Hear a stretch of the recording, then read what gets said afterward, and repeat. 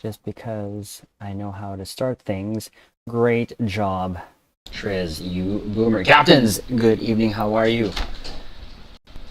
It has been a minute since we have done one of these Shuttle Bay Sto Cast here, and we're back. So everyone from the original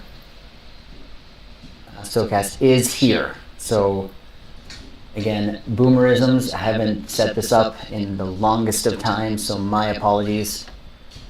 But we do have Restream chat on here, and so does the rest of the fellow captains that we're going to be here. So before we get into this, do us a huge favor. In the description below, especially on YouTube, if you have not yet, consider subscribing not only to our YouTube bridge, but also to Spencer's Goss, and also Mick Stew. Is there echoes still? Still the echoes? Still the echoes.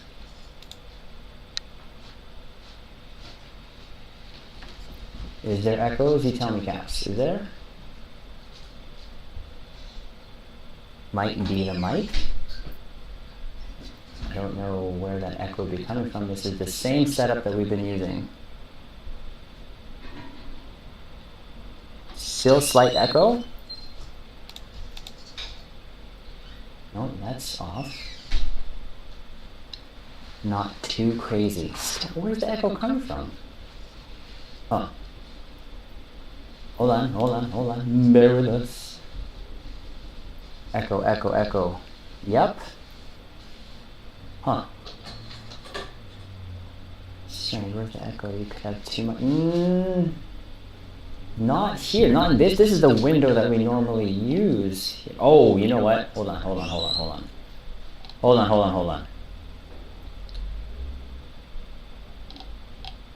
No, this is...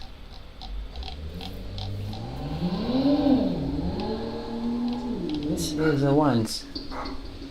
Well, oh. Mike cam. Gotcha. Give me a sec. Good call. Bloody camera. Where is it? Ah, gotcha. Bam. Is it gone? Should be gone. Is it gone? Gone? Probably gone, right? Is it gone? Yep. Yeah, okay, so boomer. Let's go. Gotcha. Okay. Now that we got that out of the way. Good call. Thank you. I love you, Caps. Again, if you have not yet subscribed to our channels, please consider doing so. And also for me personally, thank you, Captains, for helping us reach 3,000. I do really appreciate that. It's been very humbling to get to this point, and we're not going to stop. And hopefully we have more things to go over and Sto all talk about here in the future. But let's get everyone back in here, where we're gonna introduce everyone here soon.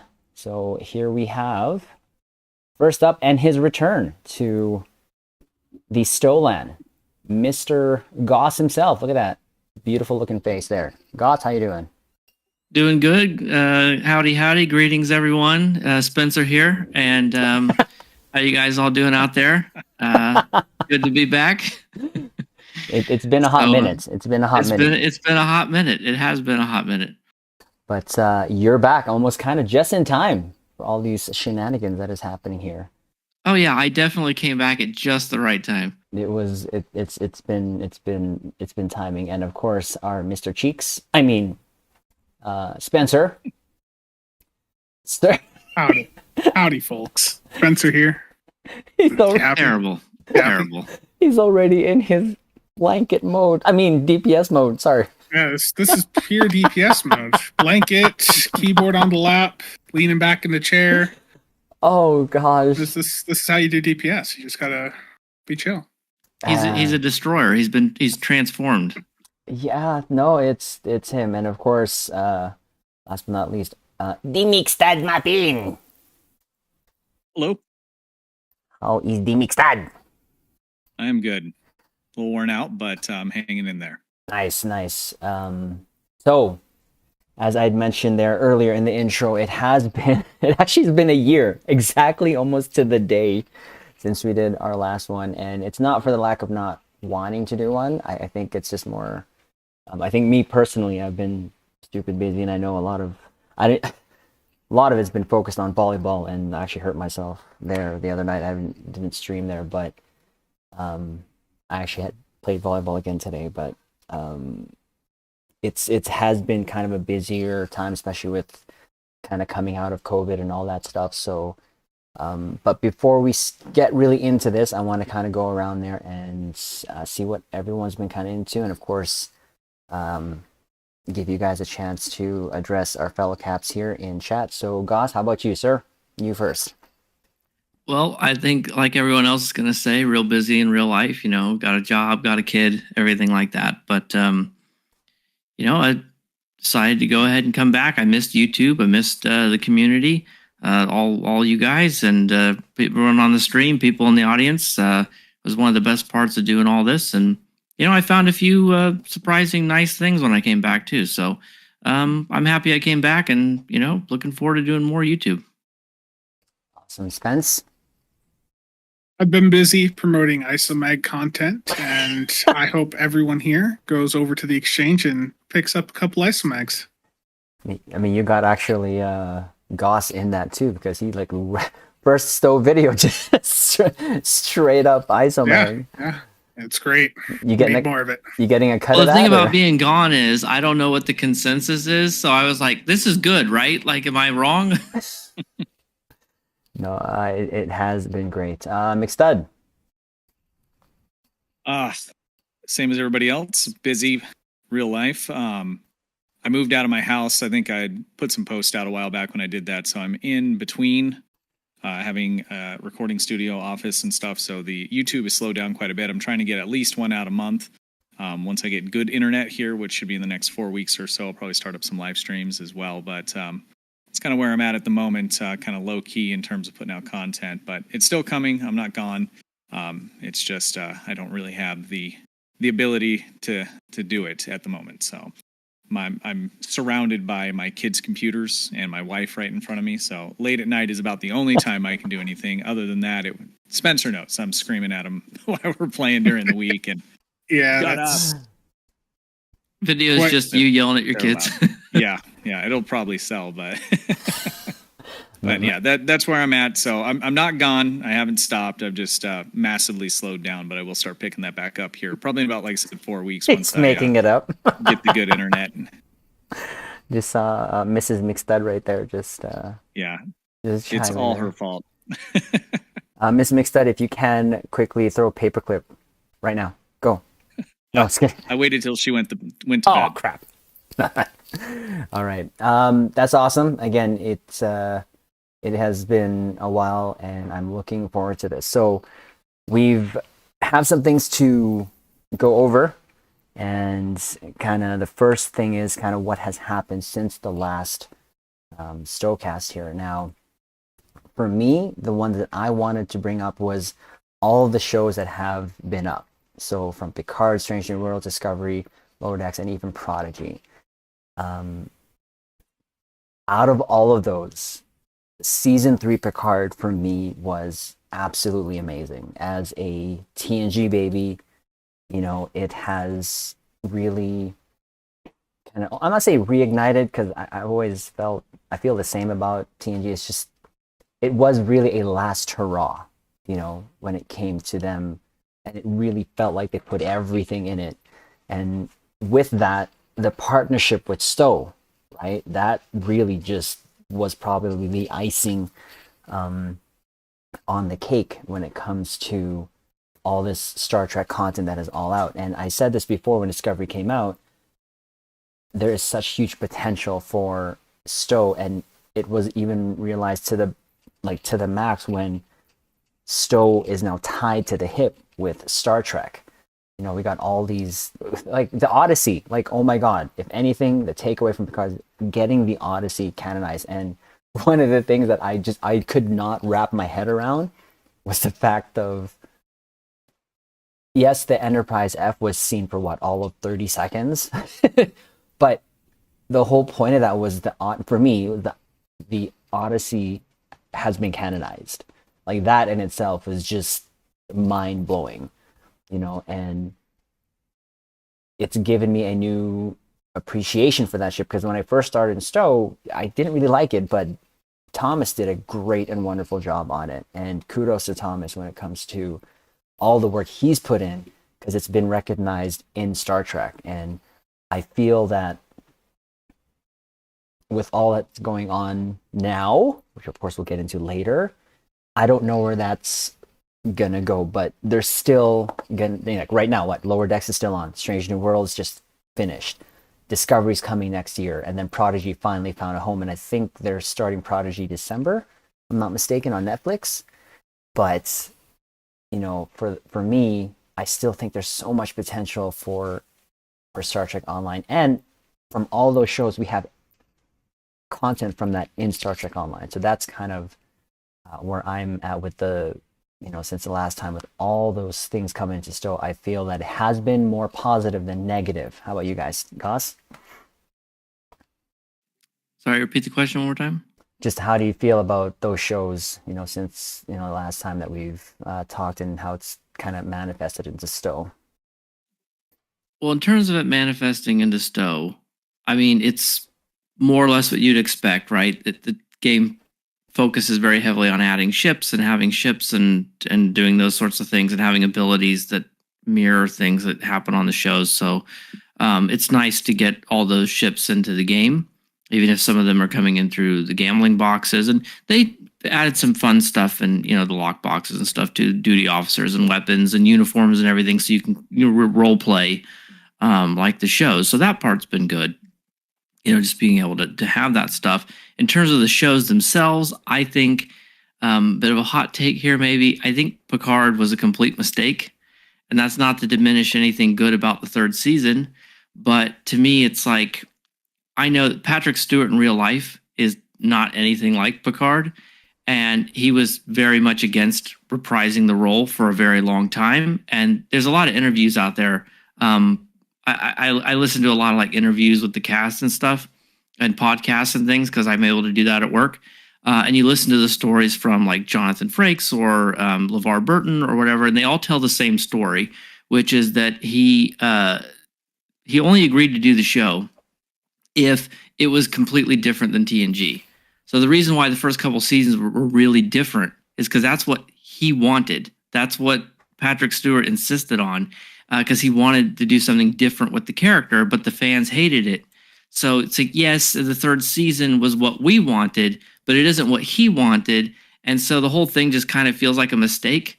Like, in order to get a season that the fans wanted, it had to like go back against the thing that he didn't want to do. So it's sort of tainted for me a little bit. So I'm not going to say that like there aren't good moments or it isn't enjoyable or anything, but I do kind of feel like it maybe would have been better if it just never happened, at least in terms of Picard. Prodigy feels like it could have been anything other than Star Trek, and Star Trek was forced on it. And it's fine. And I'm happy with Kate Mulgrew getting a check and everything like that. But, I haven't watched too much of it. It's fine, right? But it's another thing I feel like didn't need to exist. I gave up on Discovery after season 3. I don't think it's a very good show. And I don't think a lot of Star Trek fans... it's no secret that the new stuff has been pretty divisive, so I don't feel like I'm alone in that. I haven't really gotten to watch much of Strange New Worlds because I want to watch it with my wife, but that looks pretty good. And but they're doing a lot. That's the thing. There was nothing for so long, and now they're doing stuff. Some of it's going to be good, some of it's not, but it's just nice that there is more Star Trek, and that's only a good thing. So Awesome. Spence? I mean, the lore of everything, I'm not the biggest into all of that, but I thought Picard, Strange New Worlds, and Lower Decks were fine. Discovery, like most others, it lost me, especially when they got to the 32nd century or whatever. For the impact on STO, I've really enjoyed the amount of power creep that we've gotten from the ships from the shows. You know, the Gorn Hunter from Strange New Worlds. I'm curious to see, you know, what else we get here from Picard season 3, because they haven't really tapped into that yet. He's waiting for the show about isomags. I need them to specifically call out isomags being the thing that made the Enterprise D do so well in that last episode. The refit that Jordan That'll be did. the finale. Perfect. Stud? Yeah, so I mean, pretty similar sentiment. I think, I mean, to start with overall, more Trek shows is probably equals more life for the game, not just because of more ships and things to pull from. I mean, prior to the new slew of shows, Star Trek has just a ton of content, right? And probably thousands of different ships and species and people that we've seen through those. But I think it recaptures people's interest in Star Trek. Whether they like the shows or not. I mean, I was the same. I watched Discovery up through season 3. I probably will go and watch, 4 and 5 at some point. Although I wasn't a big fan. I think my biggest issue with it was that, I mean, how many times is the universe going to explode? And so it just kind of jumped the shark for me. I think was the problem. Like Goss said, it was kind of divisive and I don't mean that Star Trek's always challenged the fold. It's just the writing was so much better, and they did it in a way where they didn't push people apart. It really kind of brought people together that had different kinds of viewpoints. And I think Discovery did a really bad job at trying to capture that. So Lower Decks, I think, is excellent. I haven't gone through and just watched it religiously, but anytime I have some spare moments, I will catch an episode, and it's great. I think it's entertaining, it's hilarious, and it's probably the closest thing to TNG, really, and DS9 for me. Strange New Worlds is excellent. I've been really, really happy with that. And what am I missing? I think that's all of them, right? Prodigy. So I watched the first couple episodes on that, and I was pretty excited for it because I was hoping that it would really grab children or some and when I was little, I loved Star Trek. Most of my friends didn't, and I'm talking when I was 6 and 7.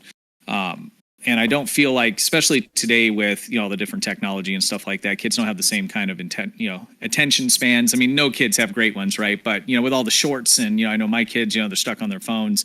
I think it's good overall to have that kind of content out there. Maybe grab some of them to grow up being Star Trek fans. But I didn't watch much of it after that. It was pretty, aimed at children, so it didn't really grab my attention as much. But I think overall, with the content that's coming out, I think that's good for the game because it engages people more.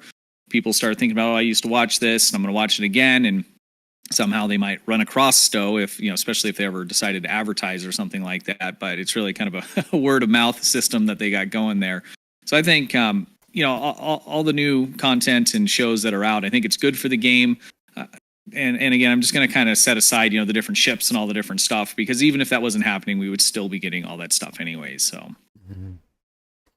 yeah. When I was a kid and TNG would come on, the intro, when it's going through the solar system and everything, that just absolutely captivated me. I love that. That really drew me in when I was a kid. Yeah, for me, there's one particular scene of the Enterprise D that just, when I flipped the channel, I just remember that camera kind of panning from either up or down or down or up, and it just captured me right away, and that's the first time I saw the Enterprise D, and I just instantly fell in love with it. And seeing her in those beauty shots and all that stuff, it just that ass, yes. Sorry, I should probably not get too excited here because that could be clippable. Yeah, no, the shows I think are good. The Discovery, just going to touch on some of the points you guys said. Discovery, yeah, I just could never get into it. I just couldn't. I already talked about Picard, but Strange New Worlds, love it. I know I'm not caught up. I know, but hopefully we'll fix that very soon. Lower Decks has been awesome. Prodigy, I can't say I have watched it. Just the clips here and there, like especially the last couple scenes where they had the ships kind of fighting each other there. That was pretty cool. So, and again, having all of that content into Star Trek Online has just been absolutely awesome. And, kind of going to the next thing here, the game Resurgence. I'm not sure how you guys felt about it, if you guys played it. I did, and I absolutely loved it. I enjoyed it. The experience of that game, it's not the best looking game. There was a lot of glitches, and I don't want to say I wanted to expect better, but for me, it captured that experience of making those decisions. The voice acting was done really well, and I still yet to do my second playthrough of that because I want to make all the wrong decisions. But I hope in the future that there's more DLC content for that. Having said that, well, frick, the crossover, we have the actual ship in game, like the Resolute. I made a video before this was a thing and said a possible crossover, and just the crossover has just been amazing. I know it's just a centaur, but the deflector makes all the difference to me. I don't know why, but it does. And I hope that there's more of that from older games. I thought, to be honest, that I would see the Ark Royal because I read somewhere or saw it somewhere that Thomas's favorite ship from the Star Trek Starfleet Command was the Ark Royal, which meant that would have been a carrier. So I think that was one of my favorite ships playing back then. So I don't know, Goss, did you have any thoughts on Resurgence or any of the? I know there's also Infinity, of course. So how about you, sir? Well, I haven't played Resurgence yet. I am looking forward to it, though. But one point I would make before we kind of move on from the shows a little bit, just getting into talking about the shows and the games together. One thing I've noticed I think is a little concerning is if you look at the games, STO is an MMO, so it's a little bit different, right? They're going to pull in anything they can get. But if you look at how, what's the target, right? You have all these decades of Star Trek. They could choose anything. You'd think they would mostly focus on the newest Star Trek, and they tend not to. Star Trek Infinite, it's mostly TNG. Star Trek Resurgence, kind of TNG era-esque, right? Timelines, the mobile games, any kind of Star Trek game that's coming out, they're more focused on the old Trek than the new Trek, and I think that's a bit concerning because it means that they're when they're looking at it and all they care about is the bottom line, they're like, what Trek appeals to people the most, and they're not picking the new Trek. Right. No, I've always hated the fact that they always go back, not really forward, but then Discovery took that to a freaking new level and went 1,000 years into the 1,000 years into the future, I think, or something. And now we got all floaty bits and stuff like that. But yeah. So I know you've been playing Infinity though. Since we're on to also talk about how you liking that. Well, if it was the only 4X game that existed, I would be saying it's amazing. But it's not. It's not even the only Stellaris game that exists. So I think the issue with it is that it's just too limited. And they really force you into just one scenario. And these kinds of games, it takes, if you never pause, which is a disadvantage, and you put it on the fastest setting, and you don't manage to win by one of the instant win conditions, which are very hard to do, it's at least 20 hours to get through one playthrough. Obviously, you don't have to do that all in one setting. 30 hours if you put it on normal speed. It's going to be even more if you pause it, which you probably should do. And so, if you really only care about playing it a few times, if you think you're only going to play it 100 hours, and you really love Star Trek, I think it's probably pretty good. But it just does not have anywhere near the variety or variation or a lot of the things that these games are known for that you could get just by paying $30 to get base Stellaris. So I'm a little worried about the future of the game. I think it's kind of neat, but they really got to add stuff. And so far, all they've done is bug fixes. It's only been like a month and a half, but if this is going to have any legs and not just be a novelty thing that's forgotten, they're going to have to add some serious content to it. But overall, I mean, it is good. There's nothing wrong with it. It's just like, who's it for? Spence? With Resurgence, I have had honestly just no interest in getting into it. It's not the type of game style that really is attractive to me. For Infinity, I like RTS games, but not that specific Stellaris style. I'm more into like Supreme Commander or like StarCraft, like that type of stuff, rather than the 4X stuff like that. So I don't know. I don't really have much to say there about the other games. I mean, the crossovers are good. One of the secondary benefits that these games do have is with them collaborating with Cryptic, what they're getting from STO is the ship models. And that is something that Cryptic can monetize now, is selling these models, like the rights to use them, to these other game companies. So that's something that may keep STO around a little bit longer, even if we aren't directly interested in these new games. Right. Stud? Yeah, so I haven't played either of the new games. I have looked at them. I don't have any issue with how they look. They're just not really for me. These days, I mean, the only thing that I'm playing is, multiplayer MMOs for the most part. That's really kind of sucked me in really since I started playing STO. I'd never played a MMO before. But I just find that anything that I do, I want to be able to share it with other people if I want to. And so the games just don't appeal to me. So I don't really have any feedback on the games themselves. I think in terms of STO, I mean, all the crossover stuff's fine. I think more than anything, if, when we got the ship model from, was it Resurgence that it came from, right? Mm-hmm. I'm hoping that kind of went both ways. So people that are buying or playing that game also got something in their feed about how that ship is now available in STO. And so we could call that marketing for STO. And any kind of marketing that STO can do is good, because anybody that likes Star Trek and plays computer games is most likely gonna. Uh-oh. Dead? Goodbye, Stu. Did I lose him? It's that Yes. Starlink. Test? Everyone there? Nope. Nope. Can you hear me? He's digitizing. There you go. Is it better? Yep. He got trapped in a transporter for a little bit there. Where did I buffering. where did I dig out? Where was I at? The monetization of the ships and the cross sort of advertisement. Yeah. So basically, I think the crossover stuff, in my opinion, the only positive that I see in terms of STO, because again, there's plenty of content everywhere. So getting content from these games to me isn't really a big deal.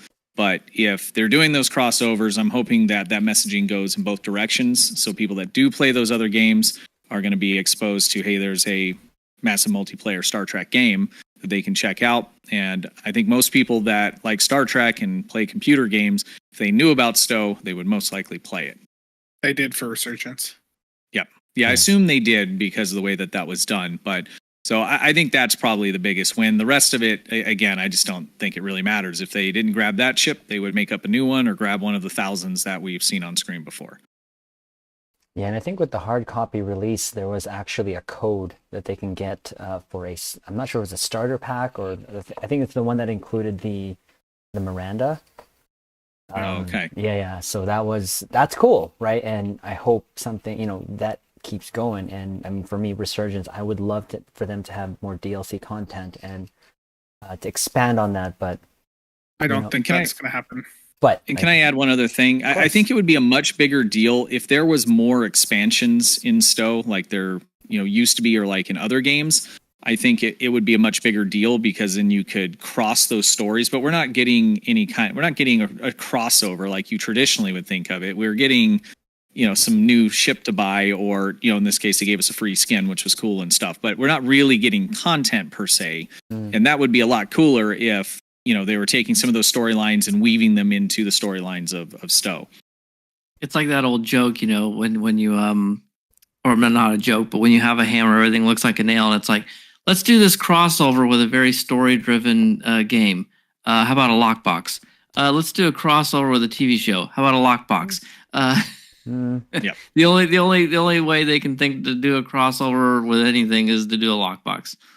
I mean, a Theseus, that was out of left, field for me when that came. Like I knew nothing about it. I mean, it's ugly, but just saying. Wow. Well, it is. I mean, You saying something negative about a ship model? Theseus? Yeah. I don't know you anymore. Wait until you hear his opinion about the J. Hey, next thing. But before we go on, thanks for you guys' thoughts on. We have been reading the chat, guys. Everyone has access to the restream chat. Actually, someone brought up Digimon in the chat, and I actually, unironically, think that would be pretty fun. You get one of those monster collector games where you're collecting the ships and you have them fight each other. That could be fun. One other thing on the topic of crossovers too, it's not in the notes, but there was one supposedly going to happen with Galaxy Quest. Oh, well, I don't know what's that. But then I think that's Kale didn't confirm it directly on 10 Forward, but he said that there was a Trek-like thing that they were looking at doing a crossover with, but it just didn't work out in the end. And Galaxy Quest was the one that made the most sense there. Is that Galaxy Quest the one with Tim Allen, the movie? Yes. Yeah. Oh, okay. And Sigourney Weaver? I think his statement was like the best non-Trek Star Trek movie or something like that. Oh, by Grabthar's hammer. No, that's awesome. Again, Caps, welcome. If you're just joining us or have been here, we do have chat up, so we're trying to look at that as well. But we're going to get into the meat and potatoes here, because for me, before we get into this, and kind of the current state of STO, it took me a while to make that video in terms of my reaction, and shout out to Captain Hook and Grabog for giving those infos there. If we sort of look into the real world, I've been through a corporate restructuring and a corporate sort of letting a company go and all that stuff. It was only a kind of a matter of time, obviously, until things were going to fall down. But the one initial takeaway, and I did say it in the video there, was I kind of feel for the devs. That's at the end of the day, regardless of what we think they do or don't do in STO, they're doing their best to provide for their loved ones, right? Their family, their partners, their children, father, mother, whoever. And it was a certain sadness I felt when I saw that, and even the tweets and all that stuff, or not tweets, sorry, in the LinkedIn profiles and all that stuff, going over that, my heart went out to them, but what got me was they were letting go of people who were in STO for like 12 years, and I'm not sure, and this is why I wanted to do this, because I wanted to get your guys' thoughts, and maybe when you guys go over your thoughts, that I can pick something from it, because I'm still going to be playing Star Trek Online. That's not going to stop.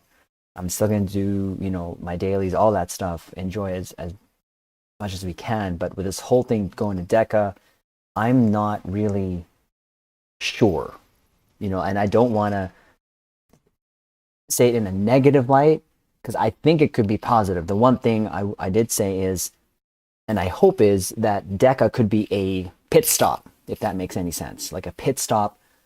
And then if Star Trek does take off again, another company will just be like, oh, hey, these guys are holding on to this Star Trek IP. We can make this better. But making it better, going back to what I said earlier about people being like, oh, the spaghetti code, like you have all that freaking knowledge gone. And any new company that takes them over, and any new people coming on to STO, is going to be like, this is a mess. But I'm going to leave my rant there and just see how you guys feel about it. So, Goss, take it away, sir. Right. Yeah. I think that I'm not as, negative about the situation as I think people want to imagine I would be. I think it's probably not going anywhere anytime soon. I think that it was kind of already in a place. It is kind of already in a place where the content releases are pretty far apart and stuff, and it is still profitable. So I just don't see much changing. I think that just them being under a new publisher doesn't necessarily mean that the publisher is going to have influence over anything that happens. I certainly don't foresee it shutting down or even going into maintenance mode anytime really soon. I think if you are planning to spend money or thinking about spending money, assuming that you don't, I did have a few people say, well, in the comments of some of my videos say, well, someone said the day that the last episode drops is the last day I log in. So some people care a lot about the stories. They want that new playable content, but if you don't care about that, if you're just thinking, hey, if I drop $30 on a ship, am I not going to be able to play it? I think you will. Like, I think if you're looking to buy ships and stuff, it'll be years still for sure that there's no guarantee, but probably that you'll be able to use it. Whether or not, how much longer are we going to get new stuff? I think the biggest threat to that is people choosing to leave, not people getting fired, because a lot of people are open to work. They are vocally out on the internet, on LinkedIn, saying that they're looking for new jobs. And like you were saying before, the Spaghetti Code, it's their own custom engine. It's not going to be something that's going to be easy to find other people to come in and work with. So when someone leaves who has some specialized knowledge with developing the game, that's probably it. Like, that part of the game just is never going to get developed again. So the thought experiment I brought up earlier before we started the stream, Kale, Ambassador Kale, he's open to work, right? He logs into work. He goes in, he's doing all the community manager stuff for us, doing the blog posts and all that, and doing 10 forward and everything. But then 5 o'clock rolls around, he logs out of work. He's going on LinkedIn to see if he has a job offer. And for a lot of these people, as soon as they get a better offer, they're gone. You don't do that unless you're ready to go. So I think the biggest threat to the game being in active development is people getting better offers and leaving. But I do think the servers will probably be online no matter what for quite a few more years. So I think if you just want to play the game like the way it is now, there's no issue there. I think it's going to be around for quite a bit longer. Spence. Yeah, I agree. Like, I don't think STO is going anywhere anytime soon. If they were looking to put STO into a maintenance mode, we would have seen the layoffs target more of the STO team. Yes, there were some people at Cryptic that spent multiple years working on STO that were let go, but most of them were not actively working on STO. They had moved over to other projects at Cryptic. The one person that I'm aware of right now that was let go from the STO team was the acting QA lead. But like, none of the artists actively working on the game, none of the system software people, as far as I know, they're all still there working on STO. And as for Deca, I just don't think there's going to be much of a change from that. I think Cryptic being put under Deca is simply because Embracer wants to sell Gearbox off, but they want to keep Cryptic, and they want Cryptic to continue working on their older projects that they've been running for years. So, if anything, I think Cryptic is going to be more focused on STO, Neverwinter, and Champions than they were just a couple weeks ago. And development-wise, there is going to be some interesting stuff popping up next year. Kale's stated that the storyline that we're currently on is going to be running up through the anniversary event in 2025.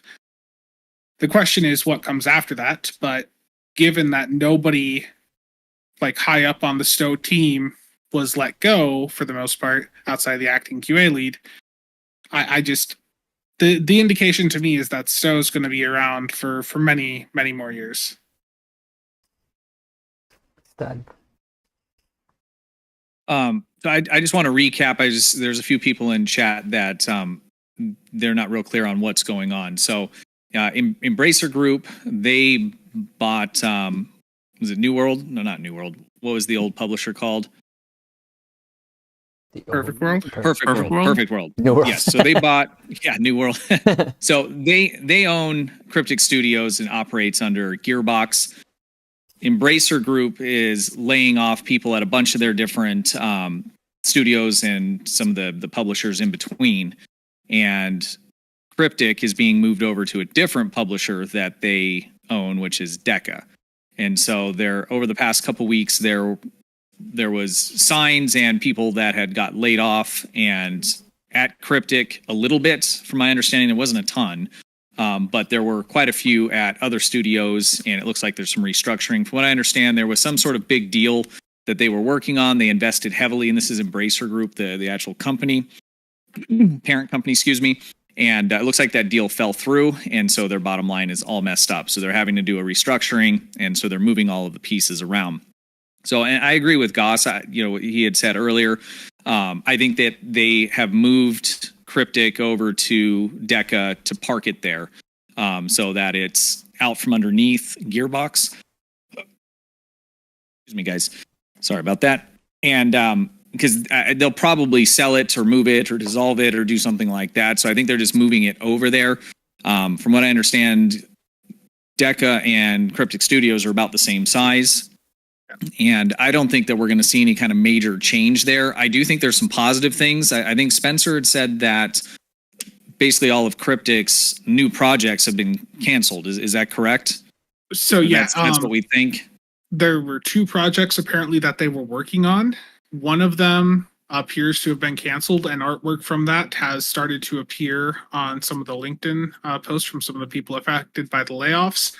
It was some cel-shaded game. The images they showed had like a dragon in it. It was completely unrelated to STO. And the other project that they're working on, a lot of the people that are still there at Cryptic that were on that team are now posting after the layoffs that they're uncertain of their future and that they that they're open to offers because they're not sure if that project's going to survive all of it either. Okay, so and I think for STO, I think that's good. That means that Cryptic isn't working on other stuff, and hopefully there's a little more of a focus. I don't think that means we're going to suddenly start seeing an increased amount of content in general coming out. But that means that there's more focus on the games Neverwinter and STO that are making them money. Because think about it, right? So, we spend money on STO, that's profit that they make, and that's being put into other projects, which is fine. That's how it works. But I think what we'll see is, or what we're seeing is them taking, Cryptic and the things that are making them money, moving that over and shaving off any of the fat. And I don't think that, from what I've read and seen, that Embracer Group is in the mood to be funding new projects and different things like that at the moment. They're restructuring and they're making sure that their moneymakers are secure and in places that they can just be focused on. So I really think that the move overall, although it sucks that people are getting laid off and that Embracer Group made some bad decisions and they're in this position, I think though in terms of STO, I think it's probably positive, at least, for STO's long-term life, however long that actually is, because if they're just focusing on Neverwinter and STO, that's better than if they're also moving people out of STO or using some of their time on these other projects. So I think that overall, this will probably end up being a positive thing, at least in maintaining, the status quo in a positive way. Like hearing you guys talk about that, like it is what I've been told also by others in chat in the last couple of weeks. I'm happy about that. I really am to know that that is a overall positive as opposed to a negative. I just didn't quite understand or know what Deca is other than that statement that Goss made. And the content already has been set, I would think, for the next year regardless, right? We're already a year past they've already worked on stuff for the next year. And that brings into question. So with the recent, the Hollywood strike or whatever that had happened, in that time, were they able to get some voiceovers for the next, 4 or 5 stories? Because really, let's be honest here, the drip feed of the stories have been like quarterly. 5 times maybe if we're lucky. Can I just jump in and say I hope they didn't, because paying, I'd rather them pay for other things, use those resources than, just famous actors voiceovers. I mean, I understand the immersion and on some of the stories and things like that. I did enjoy it, but at this point, I mean, we really got to pick what's most important.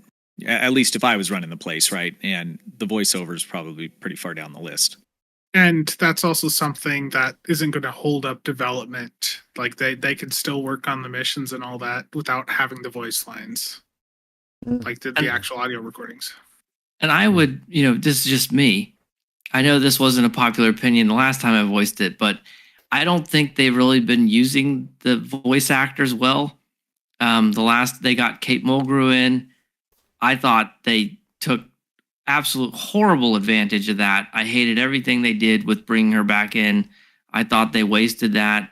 The Discovery cast, they got some of those in, and you could just hear how like half-hearted and uninterested they were in their line deliveries. And so, yeah, they got the cast in, the real cast, but it's like I'm not sure that they were actually doing anything good with it. So maybe it's better off, like McStud said, put those funds somewhere else, and don't spend all that money getting the voice actors in, especially if it's not going to amount to anything. Right. And I know that there's a recent tweet, and I think Spence, you mentioned it in your last video as well, about Kale saw the anniversary ship, I think it was, or something that we would be excited for, or should be excited for the anniversary ship for next year. There's some exciting things coming next year that I'm aware of. What? Something that many of us have been asking for a long time. It looks like they're finally working on. There's going to be some interesting things next year. Yeah, I mean, again, hearing you guys talk about it, I feel better. I think Mixstud as well. This is our first MMO, if I'm not mistaken.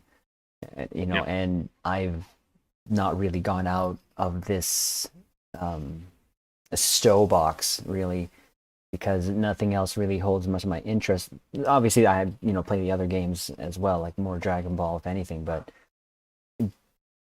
I know like people like Nick or Spencer, Mixstud have been trying to get me to try other games, but when I see them play it, I mean, it looks cool, but I can't attach myself to it like I can with Star Trek. I'm curious, what are the other games? Me? Oh, dude, like Ninja Turtles? Yeah, oh, sorry, they're Ninja trying Turtles, to get you into. Destiny, World of Warships. That has to be Spencer. Fake news. Nick is like, come on, old man, try it. World of Warships does look interesting because I did play an older PlayStation game, Warship Gunner.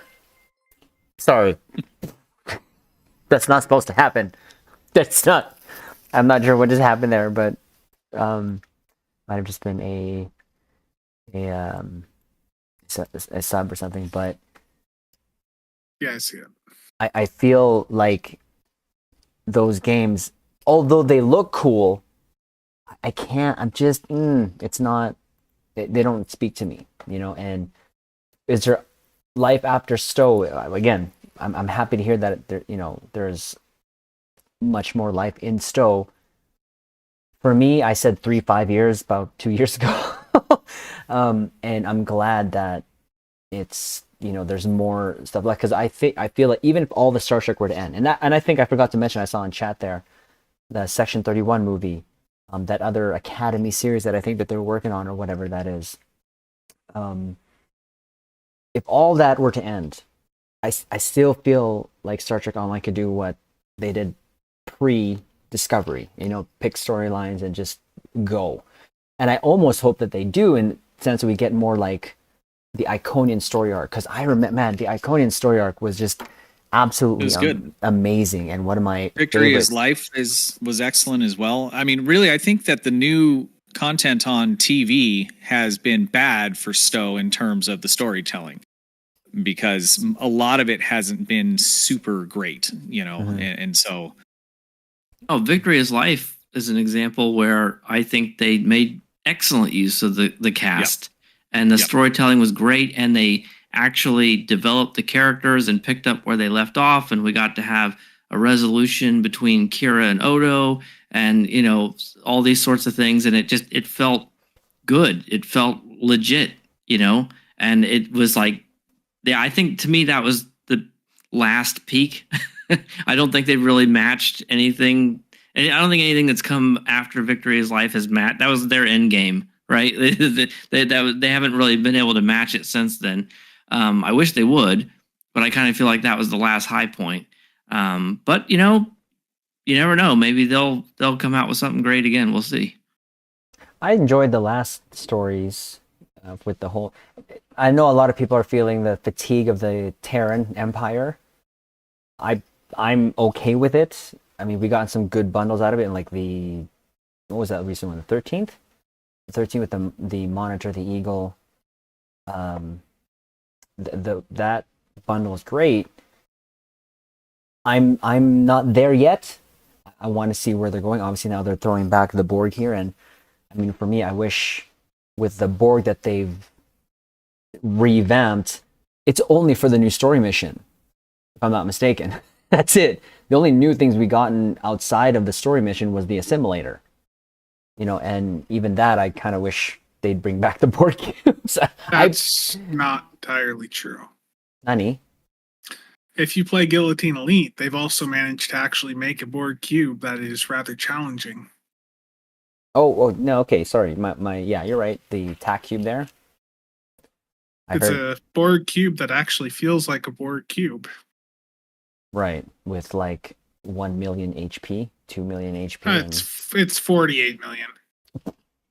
But it's also got some abilities on it that will like cleanse debuffs off it, all that. It's actually you can take it down with a good team real fast, but it's actually more challenging than your typical cube. Right. And if you want to be able to take it down, be sure to check out Spencer's Isomag store. And also the Delkina meta plasma build. Got to have that complex plasma fires. Time for your commercial break. Spencer, take it away. Ryan Howe, thank you so much for that. I appreciate it. But yeah, no, I want also them. I'm not sure if it's going to even be a thing, or they something they can do. The Foundry was one of the best stories that I've ever experienced in STO. The player bases have come up with some awesome. I mean, it's wishful thinking, but I think they need to do something when it comes to story customization by the players again. I don't, obviously that means the Foundry, but I feel that I found it way too late. I think I found it like 3 months before they sunsetted it, and there was just some great storytelling there. But I mean, going forward with under Deca, is Deca gonna be? And I'm gonna throw this to anyone. Is Deca gonna be making the story for STO, or no? They're just there, right? They're just there to. So Cryptic has to, with how Cryptic is structured, they have to be under a publisher. But every publisher that they have been under for the past several years, they acted independently under. So under Deca Games, I don't think Deca's really going to have too much control personally over what Cryptic does. Just status quo then. Yeah. And with regards to Ryan's comment also, about people going back to the STO and Neverwinter teams, from those other projects, I just don't think that's going to happen. You see Bordicus on LinkedIn putting up that he's open to offers. Al Rivera's putting up that he's open to offers. It doesn't seem like they're willing to move people back to the STO and Neverwinter teams, and yeah. If they're already off the team and they're canceling those projects, they're canceling those people, essentially, is what they're doing. But anybody that maybe was splitting their time, we should be able to get them back 100%, would be my guess, as long as they don't downscale any of those teams either. But I still think you'll have a better focus on the few products that they have left than if they were, creating all these other new ones. Right. Well, the people that were splitting focus were some of the ones that were let go. Okay. Now, Yeah, and there's probably a hiring freeze. They're not going to be. Yeah, They're looking to cut. You know, they're not.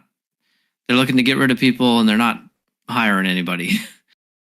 Now, I think Captain Hook comment there a while back mentioned, and I did see in the limited, because I did look at Deca's site, and you know, when they are hiring, it seems like they are hiring, but I also read there in a statement something they're more mobile game centric, right? So keeping and injecting more life into mobile, I don't. Are we thinking that it's going to be status quo? Obviously, ships, and then, you know, just to kind of keep that money flow going, or is Deca going to try to add some of their successful things that they've done with their other games? What do you guys think?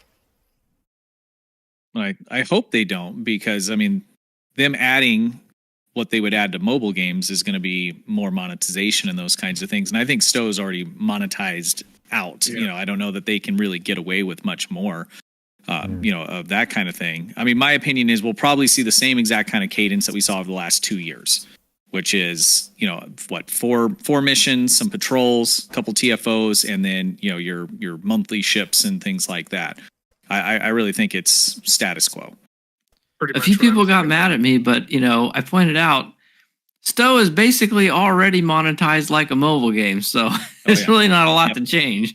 It's bad. I mean, I know, like for myself, when I played a lot of computer games, but it was mostly single player games. This is my first MMO, and I know there's a lot of people that play STO, and you know, my age, you know, brackets and Triz's and Gosses, where it's, you know, one of the only games that they play, and they may not have, you know, a good point of reference when it comes to that, but every other game that I play, there is monetization, and some of them, you know, aren't great either. But if you look at games like Destiny, Elder Scrolls, there's nothing that you can buy that makes you better in the game. It's all cosmetic. You know, even a game like World of Warships and Tanks, there are, you know, lockboxes and there are, you know, premium ships, but it's a lot more fair the way that they do it. You know what the odds are. You know, if I spend $20 on this many boxes, I am going to get a ship, or whatever the odds are. There's also, you can earn the best ships in the game. You can only earn.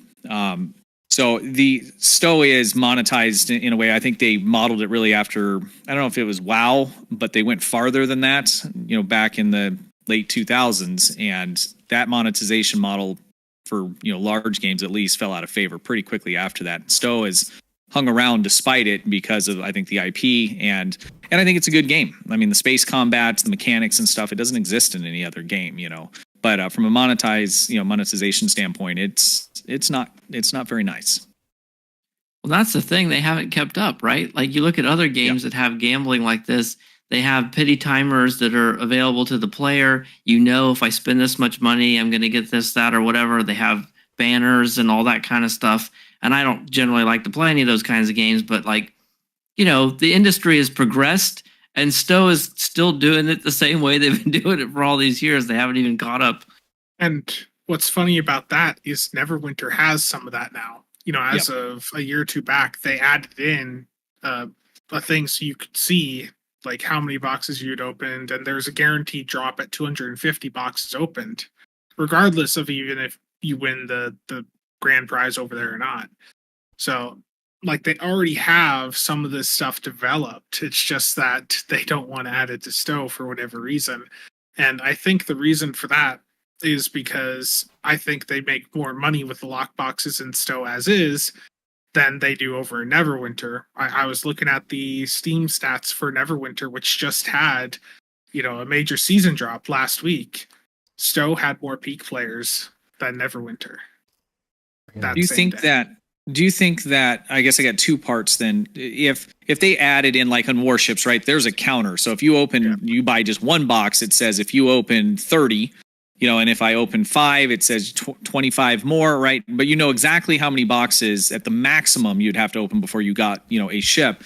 Do you think if STO put that on there at 200, a lot, you know, less people would buy the stuff? I mean, we all know it's pretty bad, right? So I guess the second part of that is, what if they lowered that to 50, you know, or something like that? I would be more inclined to, you know, open boxes if I had a clear understanding of where I was at in those pity points. So I mean, is there a trade-off where, you know, if they just told us now it's too high and that would turn off some people, but if they told us what it was and lowered it, there's got to be some kind of medium where they either, you know, make more money or at least it stays the same. Yeah, exactly. And I think it's a trade-off, and maybe they don't know, right? It could be that it's more optimal to do it that way and they just are afraid to try it. Because I think if you make that change, you can't go back. Right. Like if you know, because if they do make that change, they can never go back to the old system. If it turns out to be a mistake, then they would regret it. But I think it's like if you have, because they clearly have people who are willing to spend $300-400 on a promo ship or a lockbox ship with bad luck. If you give them a hard pity timer of 100 boxes or 50 boxes, is the number of people who would then go for it who weren't already going to make up for the lost revenue from the people who would have spent much more. And so it's like it's we don't have the raw data that they have, so it's kind of hard to say. But I mean, I would imagine they either their numbers are telling them it wouldn't work out, or they think it's close and they're afraid that they won't be able to go back if they try it. Yeah, then that is a risk for them. Can I just make one correction? Captain Hook, he pointed out that World of Warcraft was never like this, and I didn't speak correctly. So STO originally was a subscription-based game. I think you could still buy ships. I didn't play it back then, but then they switched to the free-to-play model, and that's what I really should have emphasized. When the free-to-play model, when those all first started becoming the big rage, that was like the thing. They were monetized, and it was terrible. Most other games have evolved since then that were in that model. STO never did. I thought there was a pity system, Spencer.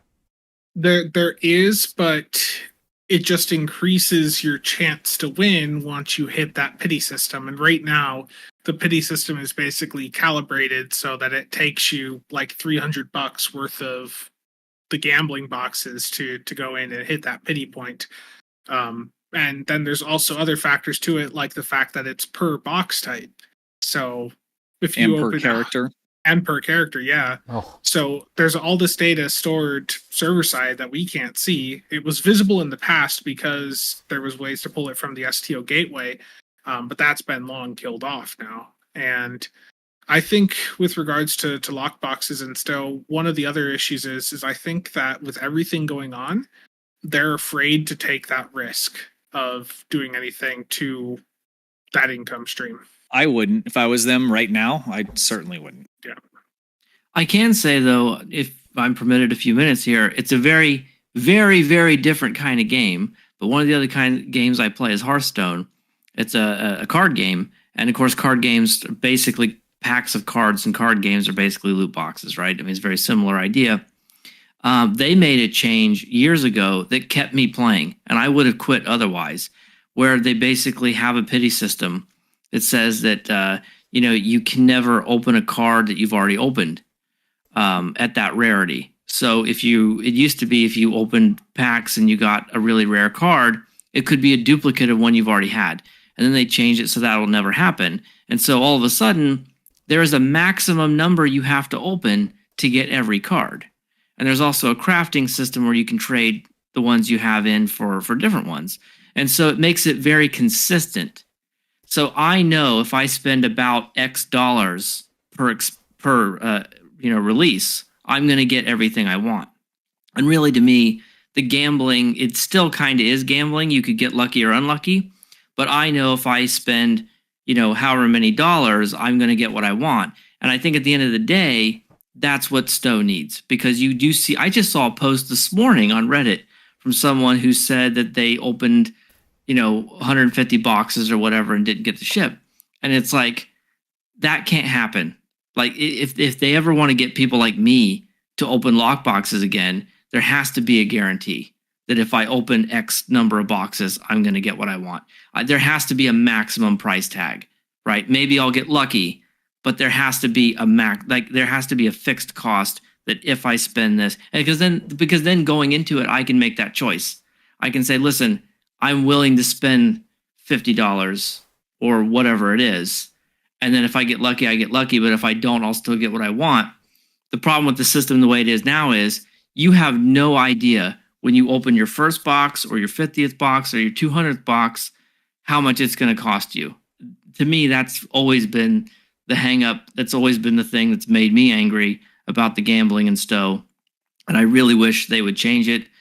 They're probably not for all the reasons we just talked about, but I mean, I think the rest of the industry has caught on to that, and I think they need to catch on to that. I think they do need to take that risk. I mean, what do they have to lose at this point, right? So what would be the max box, you think, of opening? That would be fair. I don't want to say fair, maybe that's not the right word, but would be still profitable for STO, but also entice someone like yourself to open the wallet. I think for me personally, I think $50 in keys is probably as high as I would go. I mean, in reality, that maybe not, because I make YouTube videos. You know, we can do tax write-offs and stuff, and we get, you know, revenue. So maybe I would be willing to go higher just because I do YouTube. But as a, you know, just as a person, but for personal consumption, 50 is as high as I would go. But you know, everyone's going to have their own limit. Spence, how about you? Yeah, I mean, 50 would put it more in line with what you would see with like a World of Warships. I would say somewhere 50 to 100 at most, but anything higher than that is just, with it being a single character unlock, it is really quite rough. Yeah, I think I'd lean more towards that 50 point, given that these are still ships that are just a single character unlock. Stud? Yeah, I agree with that. I mean, and the only thing I can kind of compare, you know, the whole lockbox thing to is warships and tanks. And with the way that STO has a lockbox, right? They're Infinity, and then you have your seasonal ones, whatever you want to call them. So if they could vary that for me. So if a seasonal lockbox came out and it just had super popular ship, something that was really good, I would be okay with spending more, $7,500. But I mean, it'd have to be really good, But for the Infinity lockboxes, I think $50. And even then, to spend $50 now, my problem is I've played a long time. I chased the deeps. I spent some money, but I'm at a point now where it's like, well, if I get, like I don't have the Maelstrom torpedo. And it's because I didn't want to buy that ship. There was some of the nerf issues and this and that, but let's say none of that even happened. I add that, and I was number 4 on the table. I add that, to my ship. What does that get me? Like, what do I do with that? And that's really kind of my problem at the moment, is that there's nothing that I think that they could sell me, because there isn't any value. Like, I like the way the ships look and stuff, but I'm not going to spend $50 for a skin. That's just not going to happen. And in the past, I would have spent $50 for, the ship that the DPR came on, or DPRM came on, and gear like that. But at this point, if I get that kind of stuff, I don't really get anything extra out of it in terms of playing the game. So if they turned around tomorrow and said, we're upgrading servers and we're fixing some stuff to where, I could do the kind of activities that I like to do with no issues, then maybe I would be apt to spend some money. But at this point, the only money I would currently spend is if I needed like some more inventory slots or duty officer slots or, little quality of life things. But in terms of buying, ships and lockboxes, at this point, I'm not really at a place where I feel like I'm getting bang for buck. And it's not that whatever I might get isn't good. It's just, what am I going to do with it once I have it? Yeah. The end game in this game is just extremely lacking for long-term playability. And I was and to your point, we have so much already. Yep. What's the marginal utility there, right? And as you said, nothing they could sell you, would help, which is why you need to buy from Spencer. He's got these ISO mags. Listen, they're really great. I got to tell you about it. How much of a cut are you getting? Holy jeez. That's like 3 times. 10% affiliate cut. Anyone that wants to promote the ISO mags, 10%. Hey. I thought we settled on 20%. What's going on here? We're just... Shut up. Well, me and Trizer had a conversation the other night, about the end game, and every time we kind of talk about it, it's kind of beating a dead horse. But at the same time, I kind of think about what is it, and Trizander always says, well, it's made up. But really, when I thought about, New World, And Destiny's a little bit different, but you know, a lot of the other MMOs that I play, the end game is it's made up in terms, you know, what do you want to do, right? So you can do dungeons and raids, which are what our TFOs are. Now they're not quite as good or as long, right? There's Space Barbie. You can be a crafter. There's all these things you can do that you can choose. They're not really made up. It's the same, but none of them are really as good as what a lot of these other games are, except for in my, you know, what I like to do, you know, DPS and, you know, doing the raids and the TFOs. But because the servers have so many problems when you're playing on a super high end and those servers aren't working properly, you can't play the game. So I think the end game's there, and I think that they could just put a little bit of a focus on that and make it better. And I think it would be on par with many other games. You said endgame. Like, correct me if I'm wrong. I thought there was another game, Diablo, that had actually a DPS list of rank. Or that's another word for it, I thought. Well, like in New World and a couple of the other games that I play, there's leaderboards, but it's more, it's not necessarily DPS. I mean, that's kind of what we're left with, right? But in New World, for instance, like when you do the mutated dungeons, which are like higher level or like a higher level key, like you would have in WoW, they're timed. There's a certain amount of points accumulated the faster you go through, and if you kill all the side bosses, there's all these kind of objectives, and so there's leaderboards that'll show people that, you know, have gone in with a team and been able to move through it quickly, efficiently, taking down everything. And in order to do that, you got to have DPS, you got to have your healers, everyone's got to be top tier.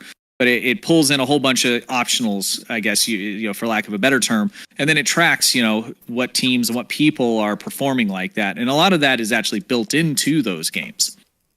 World of Warships, I mean, I can pull up how many ricochets I've ever had in the entire time I've played the game. I mean, every single detail is there for you to grab, just built in. You don't need any third-party stuff.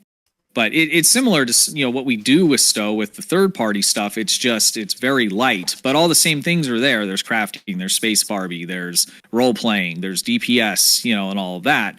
It's just, I wish they would just focus, just look at, okay, what do these long-term players do? And it's those things I just named off. And let's do a quick, you know, polish pass on it. I think that would go a long way. Well, they do have now the in-game parser. So I think the actual next step would be to actually make an in-game, like in-STO leaderboard of some sort. I know there is the parser, like, you know, the parser, obviously, but I feel that would... I think that they had that internally, and they were like, hey, you know what? These guys like parsers. Let's throw this out there for them. You know, they'll love it. Who would have known? I will say most of the best things about STO have been on the community to provide. The wiki, parsers, like it's just the Foundry, like so many things.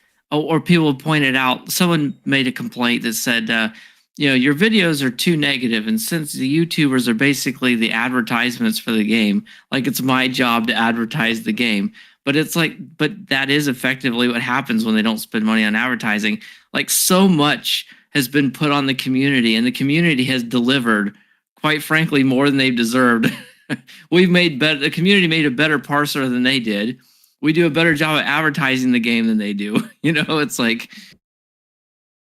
I just feel like if they would expand on that, they've already put it in. They know that there are DPS chasers that would kind of go into that conversation again, would solidify a part of the end game.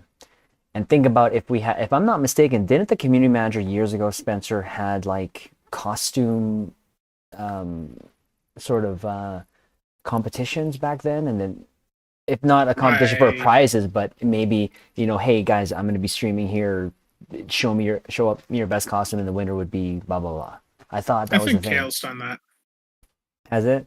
But I think see having and knowing that a lot, because I know a lot of people who spend just most of their time in the tailor, whether it be ship and or the ground tailor, just making characters or whatever.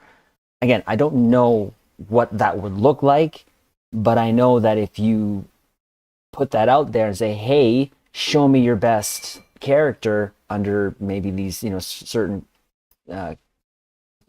outlines or whatever, and you can win a more inventory or whatever, this item X8. You know, I think that would actually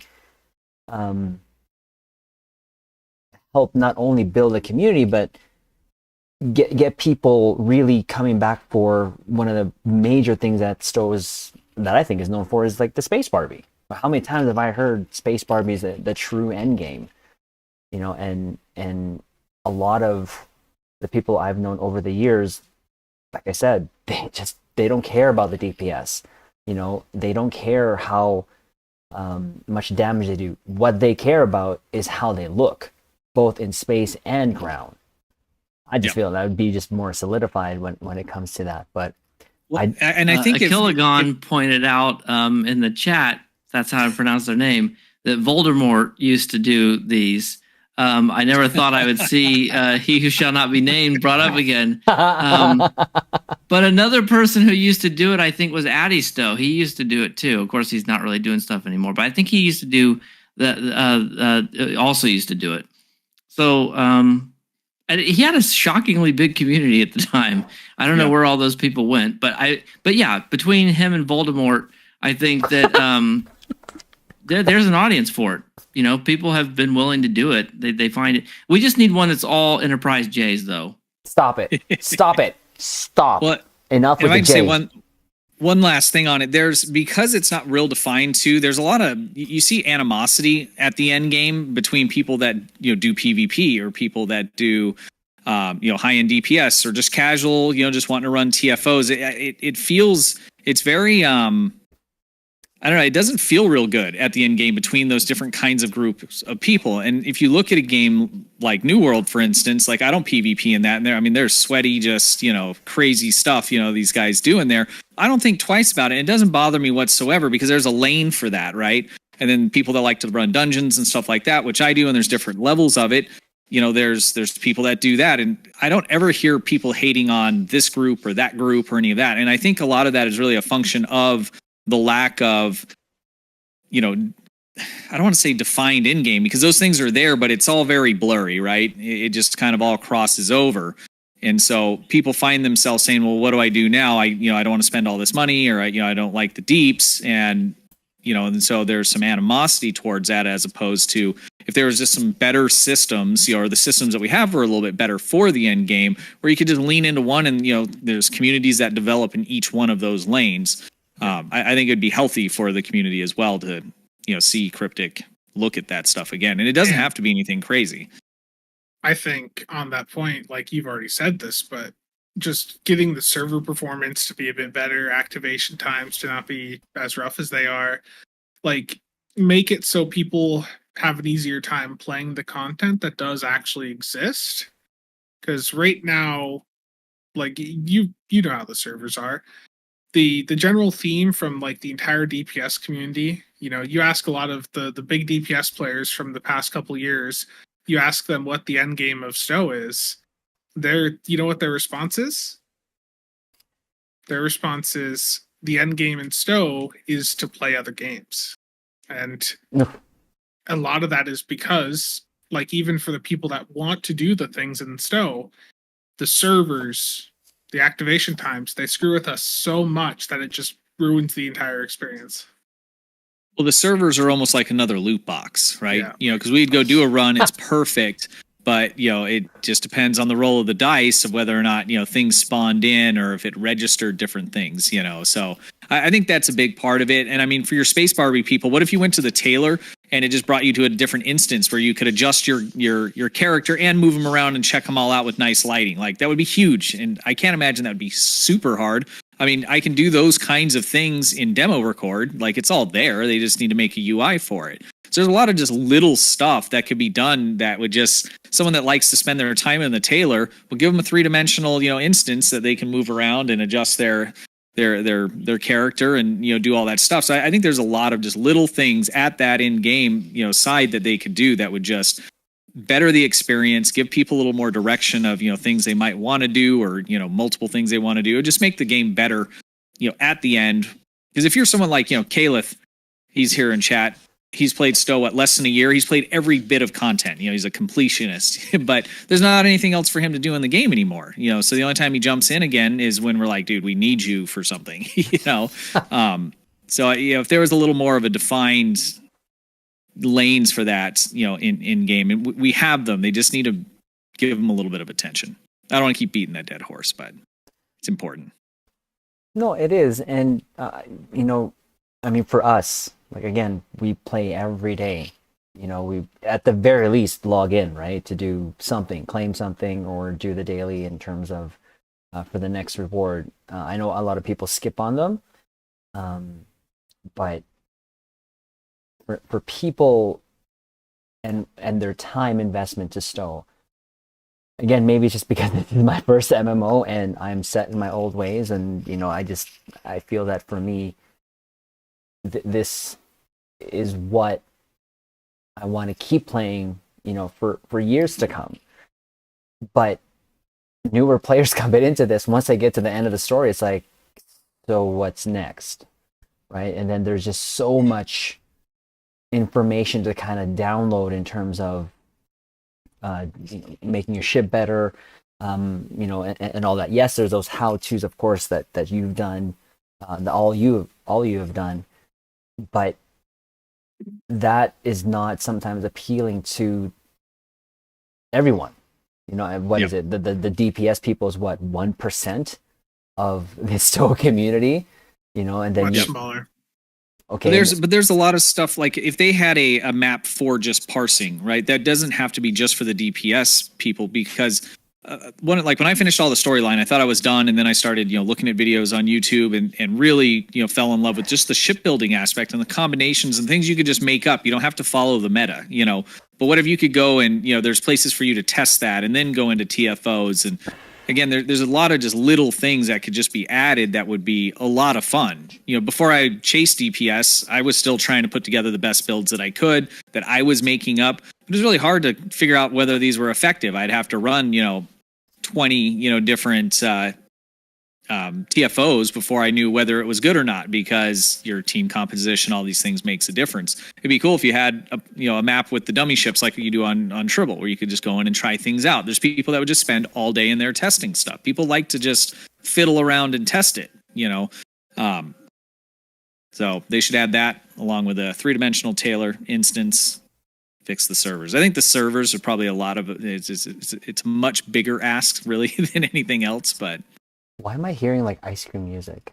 Is I is have that just me? I was like, no. What? At 11 o'clock at night, why am I hearing an ice cream machine? Yeah. My wife's cuckoo clock, but it sings a slew of different songs. Okay. How many people have we lost? Like, just think of all the groups, all the people we've lost in the past 2 to 3 years, like in the DPS run community, because of like server performance. People that were, you know, people doing that stuff were very willing to buy whatever was introduced into the game that could get you just a smidge more DPS, and Cryptic's inability to keep the servers in a playable state just has pushed basically all of them out. And then the other fact, testing things, you know, the triple test thing over there, that's been broke for like a month and a half now.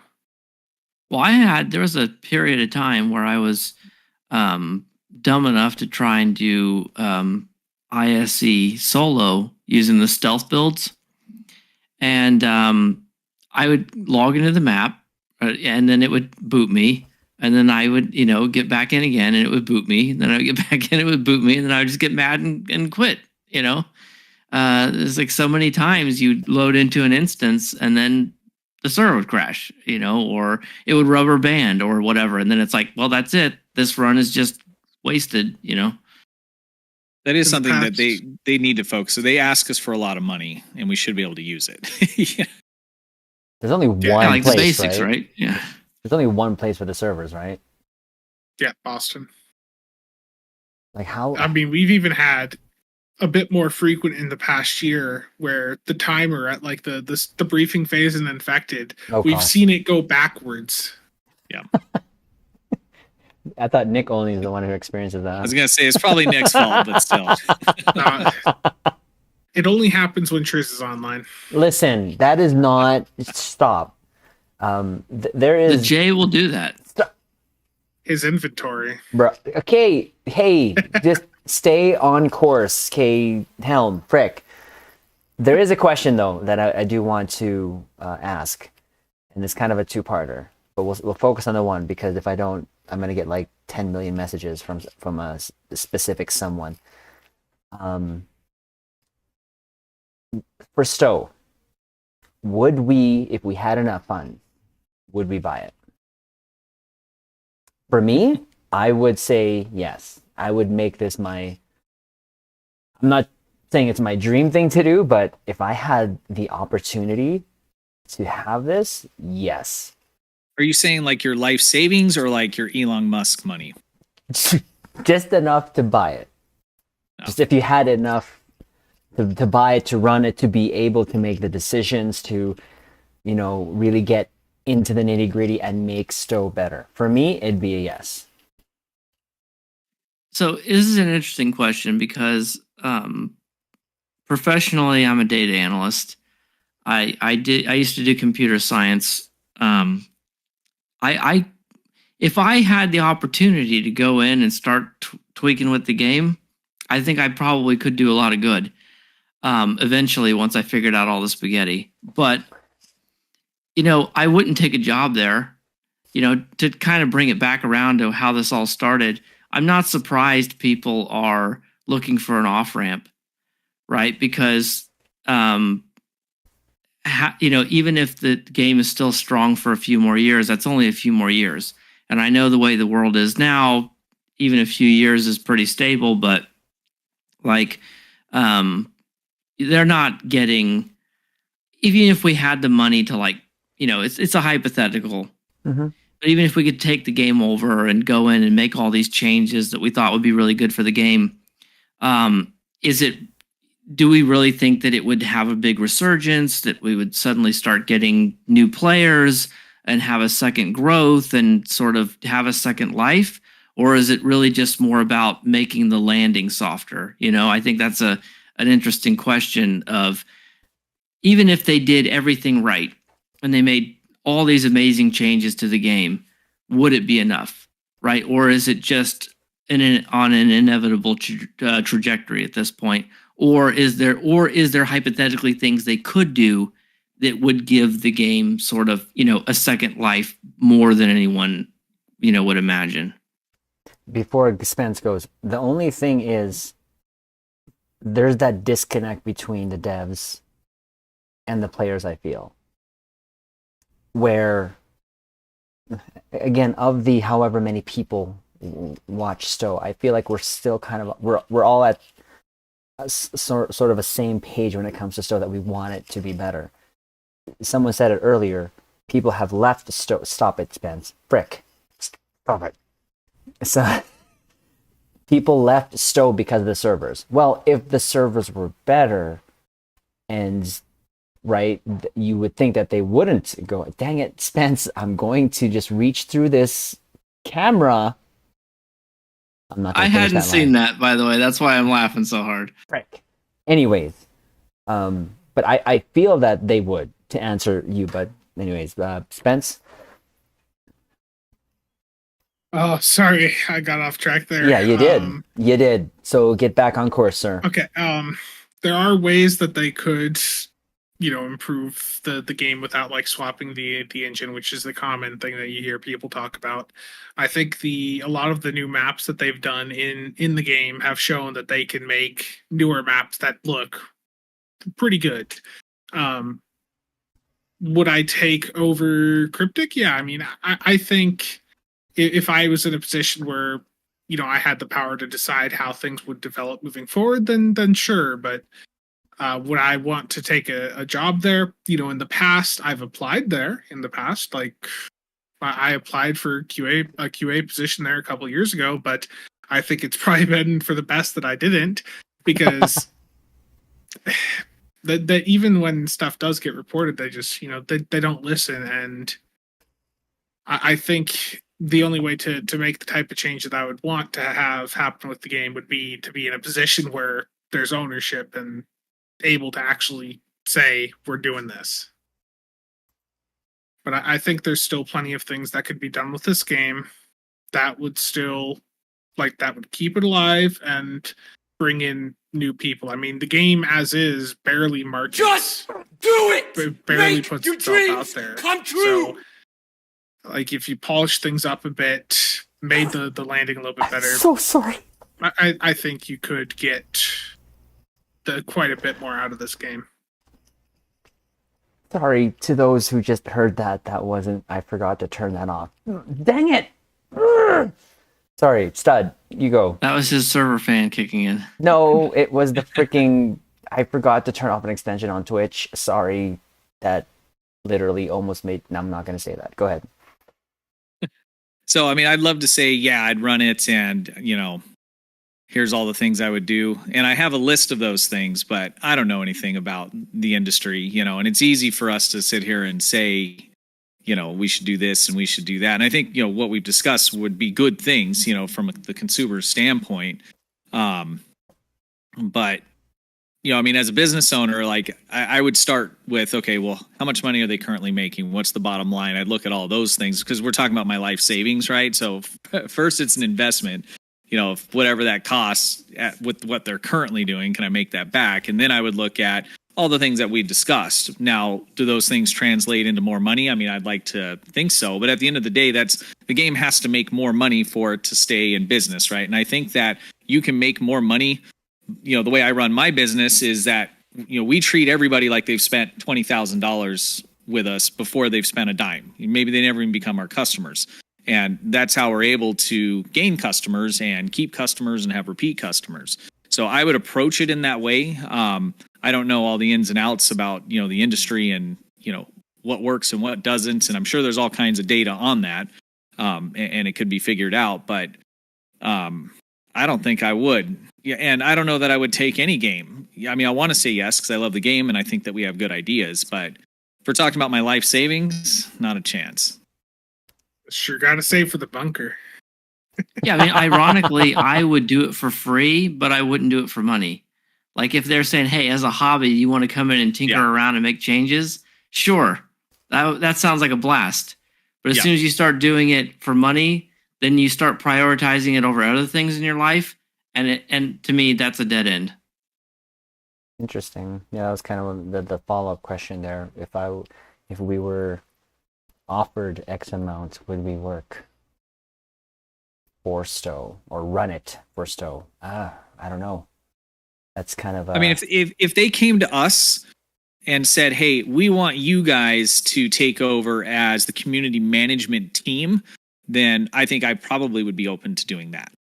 Right. Because I think that's something, you know, provided they would agree to take our feedback and maybe do something with some of it. Right. No, I definitely would. I think that I would be we would be able to tell them or at least feed them the disconnect that we all feel, because it's so weird that they'll release something and we're just going, who, what, why? That doesn't even make any sense. Or like some ships what they've released and the seating on it just hasn't made any sense. But I know for myself, I would try to work more on, you know, the things that I love, like ships. You know, it's not about really collecting ships because I don't collect everything that comes out. I think that's I just don't like all the ships in Star Trek. There's some ships I like, and some of you already know which ones I don't, and I don't need stop. But I feel the more they would, if they more rely on all of us, our feedback, and actually do something with it. But of course, that would take them away from what makes them money, right? Because what makes them money is, of course, the ships. And now it's kind of circling back to with them under Deca now, I still feel kind of up in the air on what the next 3 to 5 years is going to be. I like to hear when you guys say, yeah, it'll be forever, but what does that really look like? Especially for story content. I want to keep at least having the drip story, at least for now. If it get more than that, I'm happy, but I don't know. I feel that STO still has so much more potential, but they've just bogged it up over the last 5 years, it seems. Well, I'd love to talk a little bit more about the thought experiment of us being the community managers, because I feel like we understand the game and maybe even Star Trek better than Kale does, or at least we're more invested in it personally. Yep. And one thing that just occurred to me while we were all talking is that every time they announce a new ship over the years, it's like boilerplate. Here's the ship stats. There's a little bit of flavor text that we always go blah, blah, blah and read past. But like, they never try and sell the ship like uniquely. Like, they never take a look at how it might appeal to someone differently from all the other stuff they've released. So then from our end, we sit and look at it and say, well, look at the console seating or the layout, look at the seating, look at this, look at that, because they don't give us anything else to hang on. If it were me, even if I wasn't excited about it, I'd be looking for ways to try and sell the ship. I'd be like, okay, the seating sucks, so we're not going to focus on that at all. Instead, I'm going to make it sound like, this part is the greatest thing in the world, and try and find the unique strengths and weaknesses to sell it to people versus just, here's a stat blog, the same one we put out for 10 years, and then just let people figure it out for them. It's like, it's not marketed, right? No. They put out it's an announcement. It's not marketing. There's I some would think the ships that come community out, manager would be marketing their products. there's some ships that come out that I've gotten a couple just because they look awesome, and there's a lot of people that are buying them for the Space Barbie, for the role play. But yeah, there's none of that. Where just do a demo record of the ship and show us, some kind of cinematic. I mean, people would go crazy over some of those ships. Yeah. You saw it in the background of episode 2. I did want to For 4 frames. Something I forgot to mention when we were talking about Deca and all the stuff with the STO. Something that I know Goss and I have talked about, and I think Stu, we've also talked about this also, is I've seen some people go out and say that they should spend more money on STO with the recent news to try and prop the game up. But I want to, just be clear that the reason, this is all going on is not because STO was in a poor financial state. It was because the executives at Embracer, they gambled like $1 billion basically, and it didn't go their way. So wouldn't have mattered, if STO was doing good or bad. Like, them being under Embracer meant that they were going to get hit. Yeah, I never heard of that one. Oh, wait, sorry, no. Maybe the only thing I read about is a deal falling through, and I think one of you guys mentioned that earlier. Yeah, $2 billion, and then they were left with like I think it was $1.4 billion in net debt or something for the year. Well, the thing is, like, look at it this way: if I take out a loan with interest under the idea that you're going to pay me, and then I can pay off the loan before the interest is due, and then you don't, even if, then I'm still on the hook for the interest. So, like, the deal they would have made, it's not like some people are saying, well, they would have gotten like, it's like money they thought they were going to get, they weren't going to get. It wasn't like free money, but it was a deal that it was like a contract that would have been worth all this money. But when you're a big company like that, if you think you have revenue coming in, it affects a lot of other things where all of a sudden you can't rob Peter to pay Paul anymore. And then it has cascading effects where you owe money now that you didn't think you were going to have to owe. You're making interest payments on debts you didn't think you were going to have to pay. And the whole thing just kind of collapses like a house of cards. And on a larger scale too, I mean, the gaming industry in general is not doing awesome. I mean, you look at was it Blizzard, with Destiny 2, I mean, they're like 45% under their projected sales, for this year. It's not real good, and there is a ton of layoffs over there. And that's a game that's pretty heavily populated. It's performs very well, but they just came in short. And there are some reasons internally. I think that they've had already come out and did a whole Q&A live stream, answering questions, addressing it, promising to do better. I mean, it's a really stark contrast. But it wasn't just them; it's just the industry in general. And I think a lot of the STO stuff, I would have really bringing that back to community management is having that kind of addressed. I mean, it was really almost like some denials up front. No one's been fired here. And we're like, yeah, we know, but it says that people are getting fired from Embracer and you guys might be, and then it was, hey, Spencer, I think, had posted and finally was just like, can we get some clarification? And Kale did respond to that, and that was good. But I really wish they would have got out in front of that, because just this news, and with it handled badly, the PR side of it, that hurts the game and it hurts the money flow. And I know there was people that were upset that we were even talking about it, because that's the reality. Talking about it would potentially, hurt some of that money flow, because people are uncertain of whether or not, it's going to be around and all of that kind of thing. But that's not our fault. I mean, it's happening, right? And so what we do is, report the news on the game that we all love. And Cryptic could have done a much better job of just getting out in front of that. As soon as some of those articles hit, they should have put some posts out. Hey, there's some changes happening. We're looking good. Nobody worry. I mean, just some really basic stuff like that. And a lot of people would have just been like, whatever, we would have reported on it and said, what we said. Plus, these guys have responded, said they're looking good. And we're not here calling people liars and stuff. We would have believed them. And I think that would have been the truth too, right? But none of that happened. That was really disappointed, seeing that blunder through this, because I think all of this news, and this happening does have a negative effect on the game, and I think that could have been mitigated greatly. And I don't want to like say bad things about Kale, like as a person, because I don't know him.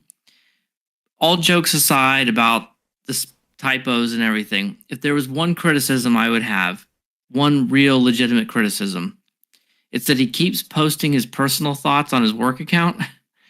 Like when he was asking people for money for his cat, or, Spencer, this made it into, what was it?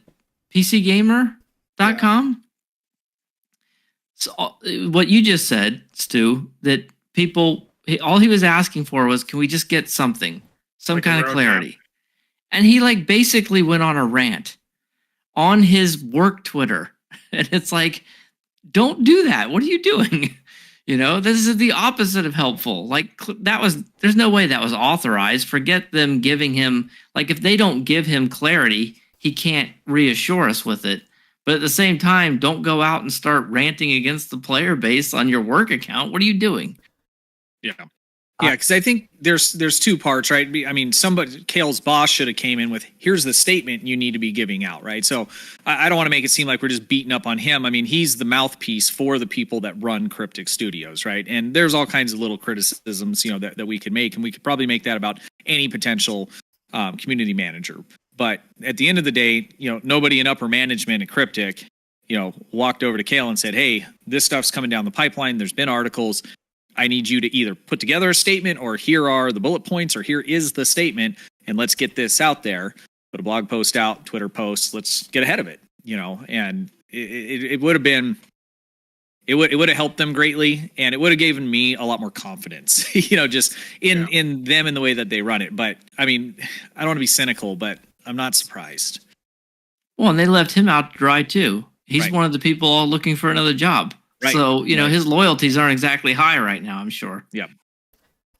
I feel Sorry, go ahead, Spence. Go ahead. I probably didn't have the best timing with what I said on Twitter, being I said it just a couple hours after the news broke that, maybe like a roadmap or some teasers of upcoming ships or whatever, just to let people know that the game still has new things incoming for it. Probably could have worded some things a bit better, but like we're still, we haven't seen any of that. Like he replied to what I said on Twitter, but what I said in that thread was that there needs to be some sort of official like comment that is not on a 10 forward that is publicly visible to everyone playing the game, right on the launcher, saying just something to let people know that the product isn't going anywhere. We know it's not, but they need to communicate that to the wider player base that doesn't know what the hell's going on. They could have done a, multi-paragraph, counter statement and given that to, Trek Central and a whole bunch of other, places that publish Star Trek news and just counter narrative. And and it's all easy, just stuff, that's what just kind of blows me away. But again, I don't think it's fair to put it all, like I said on Kale.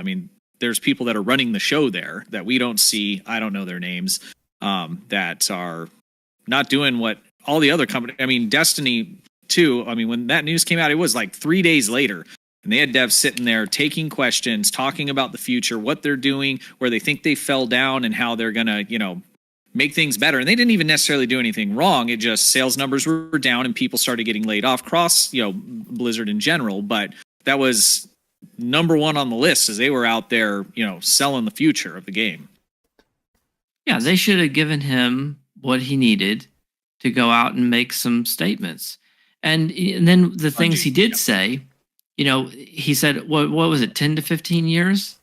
And it's like, the problem with that is it's clearly not based on anything, and so people don't believe it. If you said, hey, we have a solid road plan for at least the next 2 years, it doesn't sound as good, but that sounds believable, like accurate, like there's some facts behind it. 10 to 15? Well, which is it? There's a big difference between 10 and 15. So people just hear that, and it just sounds like PR fluff. Not to mention, I didn't even see what you guys are talking about, right? And I'm on Twitter and stuff. Not as much as maybe I used to be, but that whatever they they said when even make it to me, and this is what I do this part time, right? And so it was getting the thing messaging. Is, I'm not on Twitter either. I saw it on PC Gamer. Okay. The exchange got made it onto PC Gamer. That's how I saw it. And to be clear, Kale was with Kale's thing there. He wasn't like going off at me. He was going off at someone else that had responded. Okay. He was responding to someone else, but really it was at you. Yeah. He was responding to someone else who mentioned you, but really his comment was aimed at you. Yeah. Because I think you cornered him and he had to say something. Yeah. But because in general, I haven't had any communication. I know Spencer hasn't it's been almost a year for me, I don't know what we did to piss them off, but there's, anyways. I just assumed they would shoot me on sight, so I don't know. Well, I think for that initial reaction, and I was just kind of thinking about it, and I was trying to place myself in their shoes. His response was, give us a minute. They were seeing 12 people let go. They didn't know what was happening. And I feel that even if it was sort of, don't get me wrong, what Stu said in terms of, cut that off right at the head, get ahead of it. They weren't thinking of that. They were thinking about themselves, and I would assume that upper management. I would assume that upper management had a pretty good idea. Now, Kale, rank and file, probably not, right? But the people that run Cryptic Studios, I'm pretty sure had an exact idea of what was going to be coming down the pipeline, right? Cryptic Studios fired their own employees. Embracer Group didn't call employees in Cryptic Studios. So you're the CEO or upper management, and you get that call, you're like, crap, we got to let these people go. This sucks. Let's go ahead and get, some talking points together. Let's go and talk to these people, and that stuff all then happens, So it was a surprise to the people that we interact with, but the people that did the firing knew before they did the firing. You know what I'm saying? Mm-hmm. No, you're right. I think could have been handled better. Definitely, 100%. I don't envy Kale. Like I said, we can be a little nitpicky on him, but I think he's got a pretty crappy job. He's actually got 4 jobs there is one thing too. Like that can't be easy. He's the community manager for all 3 of their existing games, and also apparently the writer for Champions. So That's too much. They are overworking him, and I think he likes the people he works with, but going back to what Goss said earlier, like I would not be surprised if as soon as he sees he's got an offer for somewhere that's less stressful, Bye. that he would take it for just the long-term career stability and for his sanity. I mean, Stu, you were talking about it a bit earlier there about was it Destiny, about how they thought their numbers weren't as good. They were 45% under projected. You know, when you said that, which is a lot. No, Yeah, it's a lot, but so 8% layoff on their staff, and their staff's big. I mean, there's a lot of people.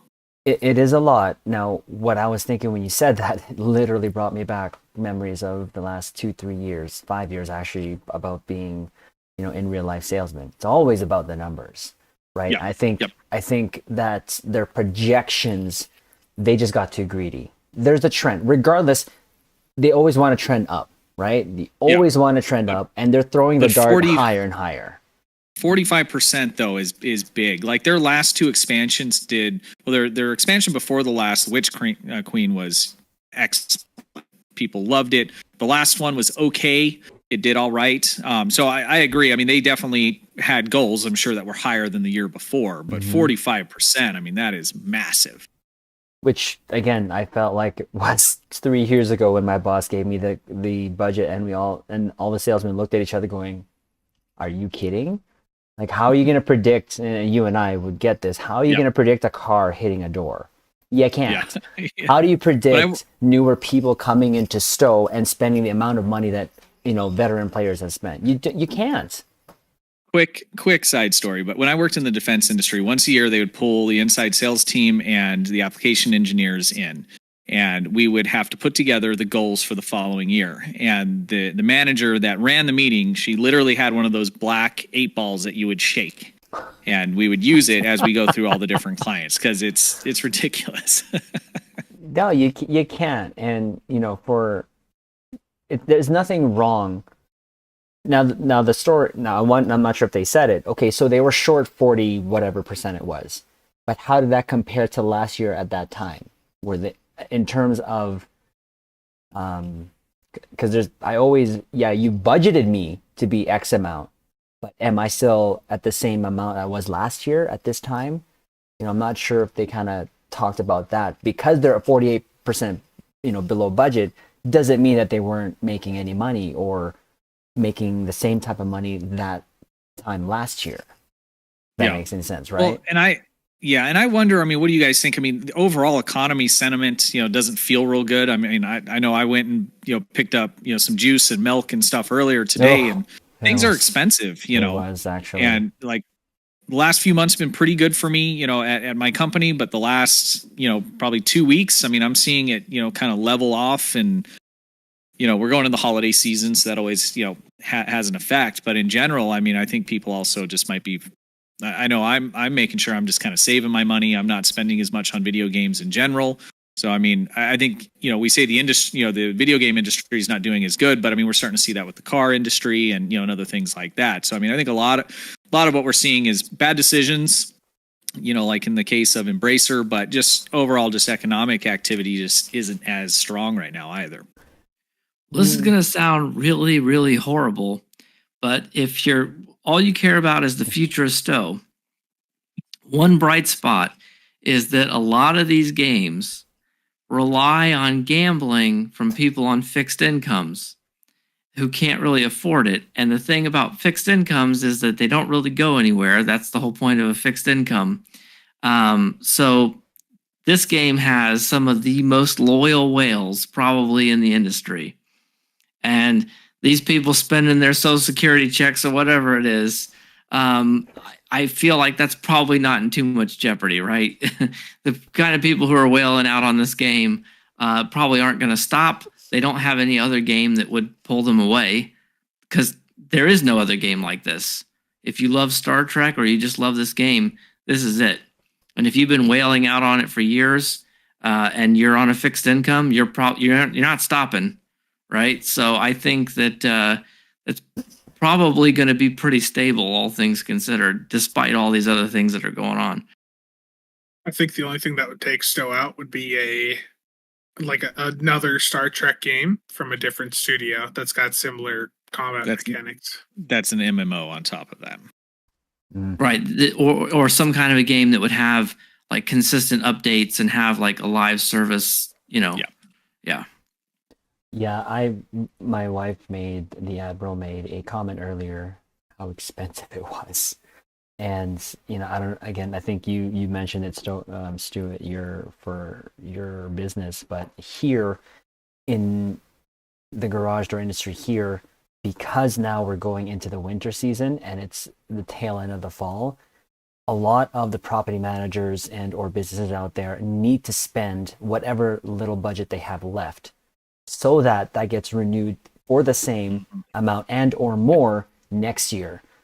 For me, and I'll say this, like, I underestimated that company that I work for now. It is actually the busiest I've ever been. Like, I'm starting off next year, if what I was told was correct with the deal with Walmart, already of a $250,000 project for them. Wow. That I've never had that big of a start, and that's already going to be like February, April. Now, their customer base for them was very well done in terms of what they focused on, which was a lot of property managers, a lot of those third-party companies that take care of your everything, all-in-one maintenance. I'm sure you have them down there in the U.S. a lot of that. Let's say retail stores would have these companies do all their maintenance contracts and whatever have you. Those, they have really a good hold on that. But regardless, going into, for me here, the last quarter of the year is the busiest for us. Where it tapers off for us is January, February. But regardless, economy-wise here, it has been just going like this. It's the grocery bill. I see her buying less stuff and still costing about the same amount that she's been spending, and it's insane. And I'm sure what's happening around the world is not helping. And what did happen a couple of years ago, it just compounded and just made people. The word greedy comes to mind for me. Yeah, I think though, to bring it back to STO, is that when we take all of this into account, right? Economy, the pandemic, all the different things that we're seeing, and we look at these other games, the industry in general. I think STO's doing okay. Mm-hmm. Yeah, and inflation has been really bad. It's not likely to get. I mean, they've been doing their best with the interest rate hikes, but that cuts into people's discretionary spending. And at the end of the day, video games are discretionary spending. So, these kinds of industries get hit pretty hard by that kind of thing. I've had a mini heart attack there. I think STO's going to be around for a while, and I think you're going to be able to buy my Isomags off the exchange for the foreseeable future. Oh, he beat you to that one, Goss. You lost that one advertisement slot. It's true. Yeah, it's true. But yeah, I don't know. I'm going to, at this point of this, is give possibly you guys however much time you want to talk about your final thoughts. So we're going to start with Goss. Anything else you wanted to bring up? Anything else you wanted to just kind of throw out there, including just on overall what we talked about tonight? Well, the elephant in the room is obviously the layoffs and the restructuring and all that. And I know we've mentioned it multiple times already, but yeah, I think there's no danger of the server shutting down anytime soon. As far as active development, it still is a little up in the air. There's a lot of things that could disrupt it. Probably they're still going to be putting things out. They have stuff in the pipeline. Stuff is always being developed, in advance. So we're probably going to see months worth of stuff come out regardless of what decisions they make. But there's no guarantees. A lot of people working at Cryptic probably didn't think that they were going to be looking for work. And now they are. So can't take anything for granted. Enjoy the game while it lasts. The servers will be on for quite a bit longer, but don't wait, I guess. If you really like the game, play it now while it's here and worry about the rest later. Stu said earlier, like I think the release cadence for the game, like how it's been for the past 2 years, is probably how the release cycle for this game is going to continue being for the next few years. We know that they have stuff planned out already through 2025. And I think the fact that we didn't really see, the STO team really hit by these layoffs, like outside of the QA lead, I think that indicates to me that they intend to keep milking what they can out of this game for the foreseeable future. Meets that mapping. Yeah, I agree with that. I think that what did I write on my notes here for the end? I think the only concern, and I think Goss mentioned this earlier, is people leaving on their own because of some uncertainty. And we don't really know what it's like internally, other than, I guess, we're seeing all of the posting of, open to work. So obviously they're worried. So hopefully that calms down, I guess would be my hope internally, and that people feel somewhat secure. So I hope that they can get this transition happen and see that, jobs are secure, because the biggest risk is people leaving that know how to work on the game. There's not a big pool of people that know how to work on the engine that Star Trek is made on. So that would be my biggest concern. And I think that that's something they should probably focus internally, is the people that they know that, are staying, and, just really hammer home that we're good. I hope they're getting a roadmap. Let me put it that way. Because we want the people that are there to stay, because if a large chunk of them start to leave, finding replacements for them is going to be near impossible. You can find other game devs, but I don't know if you can just train, a game dev up real quick on, another engine. I don't know if it's similar. I don't know a lot about it. It's just my concern there. If short of that happening, I don't see anything really changing at all. In fact, I like I said in the beginning, I think that with all the other projects being canceled, there can be a more narrow focus on the products they already have, and hopefully we see a little better job of QA and different things like that, and spelling, and I guess I shouldn't talk about that, but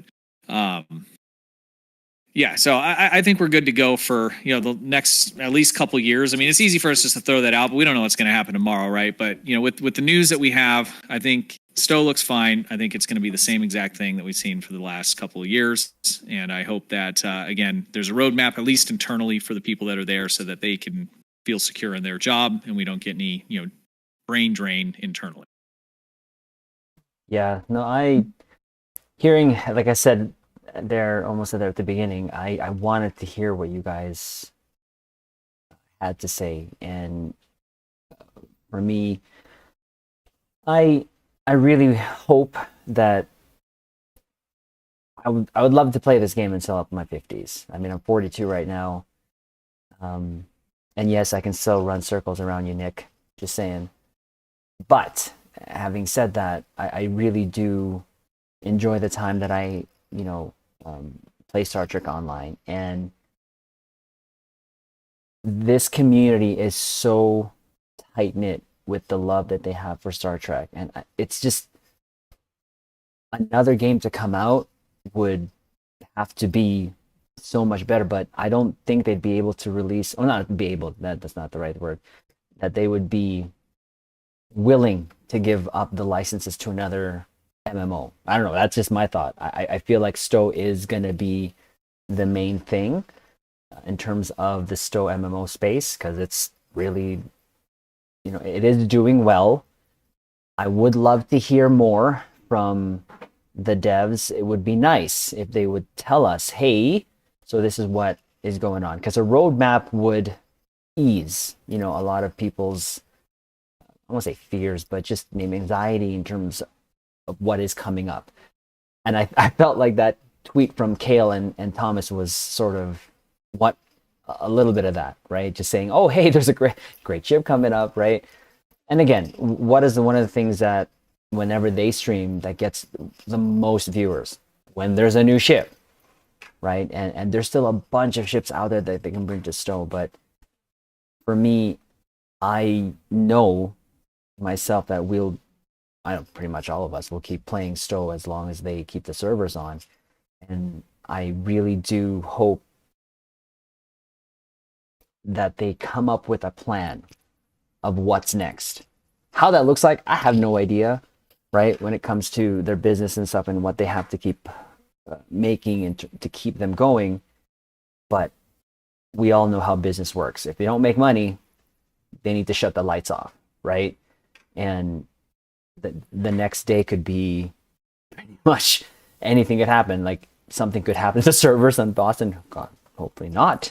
But they only have like one place, right? So I want in the next couple of years for them to really work on expanding their infrastructure, getting the right people or keeping the right people in place. Jonathan has been such a breath of fresh air, I feel, for me personally. You know, I don't think I've been really giving him this, you know, a little bit of a side eye going, what he said, he kind of knows, it sounds like he knows what he's doing. And I feel like he's done a really great job. If not, he may even gonna be lying here, maybe even better than Bordicus in terms of when he's been on, it just felt like he's been more engaged with the community than Bort has. Again, nothing against him, right? Bort, if I'm not right, Bort was one of the initial original Stocasters, right? If I'm not mistaken, yeah. And Cryptic took him on. So Cryptic, you got 4 people here. Just saying. That you could use. Maybe throw a line out. I don't know. Especially the one below me. That guy right there with the cheeks. He's he could help you out greatly. But before we wrap up, I know there's something that there was. Triz in the cheeks. No, not my cheeks. Spencer's. Wow. Spencer's. There's the combo. Both of you. No, whoa, listen. Yeah, it's the combo. Sorry. It's Triz and the cheeks. That's the not in the cheeks. Not my cheeks. Wait, what? Wait. I was just clarifying. No, oh God. No. I don't know what to say right now. Let's not. Okay. New highest rated show on TV. No. Future projects. The last thing I kind of want to also push out there, Goss. Well, I'm diversifying some. I'm still going to do STO content, but I've been doing Infinity. I'm going to do Resurgence. I'm going to do other Trek games. I have a documentary I'm working on about the first ever Star Trek game. So still keeping it roughly Star Trek, maybe some Stellaris. I am branching out more, but still going to do Star Trek content and Star Trek Online. Spence? For me, I just started up a resource or currency series. The first video I put out last week. Going to continue trying to get out like a video a week for that if possible. And obviously doing like stats breakdowns, things like that as new ships come out. So I'll have one out this Wednesday for whatever they announce on 10 Forward. Then I have a couple of reviews I want to get caught up on, but I don't know exactly when I'm going to be getting around to that. Fair enough. Instead, I know you kind of mentioned earlier you were in kind of a limbo place right now, but... Yeah, so my goal right now is to do a video a month if I can. What's next up is I was putting together a 3-part ISOMag series. So the first one's how to farm all the gear. We're going to talk about crafting in the next one. Oh, no. And I also have a Connie 3 that was given to me, and I'm going to do a build video on that. It's going to be not necessarily a build video for the Connie 3, but more for a particular build methodology. So that's how I try and position my videos, because everybody's got different ships. I mean, how many ships are in the game? So making individual build videos per ships are tough. So anyways, those 2 are what I'll have coming out over the next couple weeks. And then once I get my upgraded internet, I'll probably start doing some live streams again. That'll probably be once a month, and that'll be in the next 4 or 5 weeks.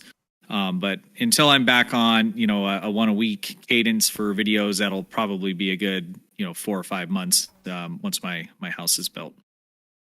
Oh, wow. I might make some videos. I might make some videos on building the house, because I'm going to be doing a lot of it myself. So we'll see how that plays with the STO community.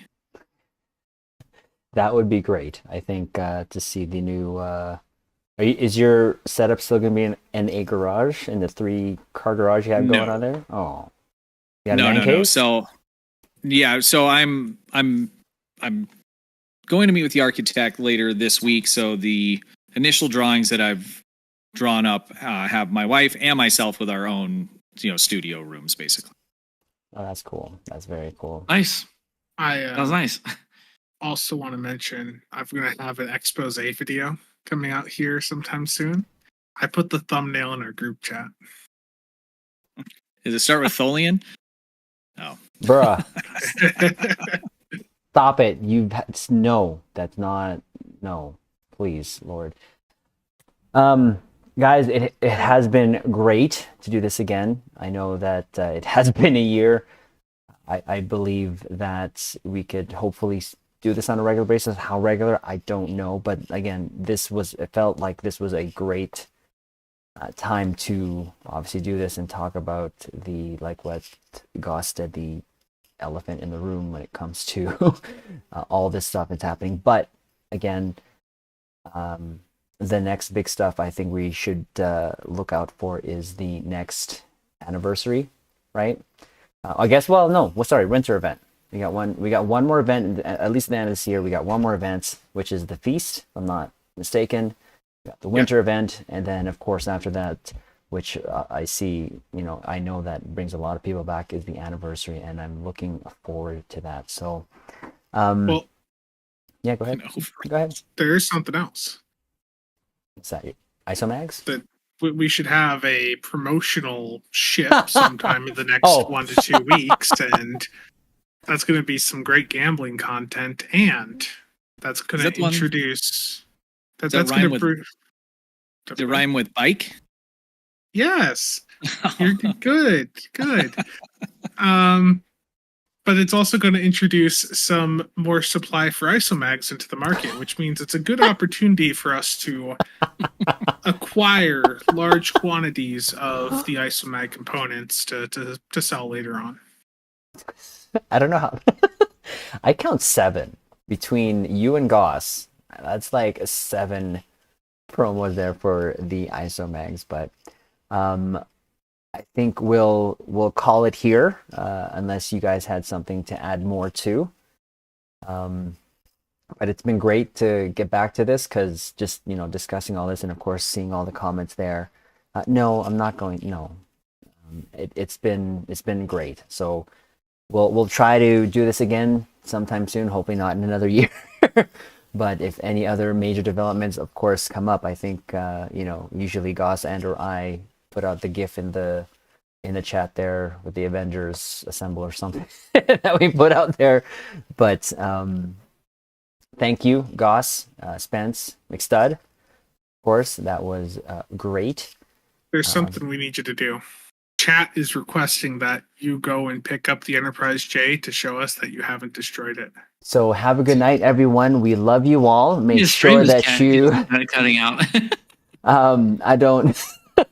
No, that's not gonna No, happen. grab that J. It's right behind you to No, your I'm left. not gonna grab. It's still the box is right freaking there. Okay, I left it up there. I don't- can't show us. It's there. I am not getting up from my chair because my we back need is the hurting. J holding up today's No, newspaper. it's not. It's not gonna happen. There's gonna be no J. Okay. Proof of life. No, right. it's there. I promise. I promise. Thank you guys for having me. I had a great time. I have to be awake in 4 hours to go to work. Oh so. my gosh. Yeah, gotta be it's up not- early. But yeah, we'll call it here with you guys. Thank you, McStud, Goss, Good and night. Spencer. Thank you. You guys have a great night, and we will see ya. And so we are going to just do this. So that's there. It's only the Triz, not the Triz. Captains, no, seriously, thank you. I know that there was a lot of comments there, and we were trying to monitor that, but we wanted to get this discussion out there. I appreciate in the description below in the YouTube channel. If you have not yet subscribed to Goss, Stud, and or Spencer, please do so. On a personal note from me, thank you very much for getting us to 3K. Didn't really think that it would we get to that point, but I'm humbled. I did actually, Nick, about asking if we would buy Sto. I did. I just thought that the TFO questions wasn't really, you know what I mean? But my answer to that would be no. We'd have to keep everything. So we'll do this again. We'll try to make sure that we get that out. But I appreciate each and every one of you, Caps, for stopping by. We're going to rate out on the Twitch side of things to see who's there. Steve-O, thank you for the resub, and of course Ryan for the super chat. I appreciate that. I encourage everyone again to please subscribe to our channels, and it does really help us a lot if you guys like this one, of course, because now it's going to turn into a VOD, and it would be appreciated. But we're going to find someone here. We'll be back, for us personally, we'll be back tomorrow, Monday, on YouTube, and so that we can make up for the time that we lost there last couple weeks. So again, or last week, I know I didn't stream there yesterday. I just was not 100%. I am feeling better, but we sometimes we just had to take a rest. We just had to take a rest. So we have someone here to rate off. We don't know who they are, but when we do, to those who are on Twitch, let's pass on the Sto Love. They are playing Star Trek Online, and we're going to start that now, and we will be back, like I said, tomorrow. So to everyone out there, thank you. Really, I do appreciate it. LLAP, I love you all, and we will see you tomorrow.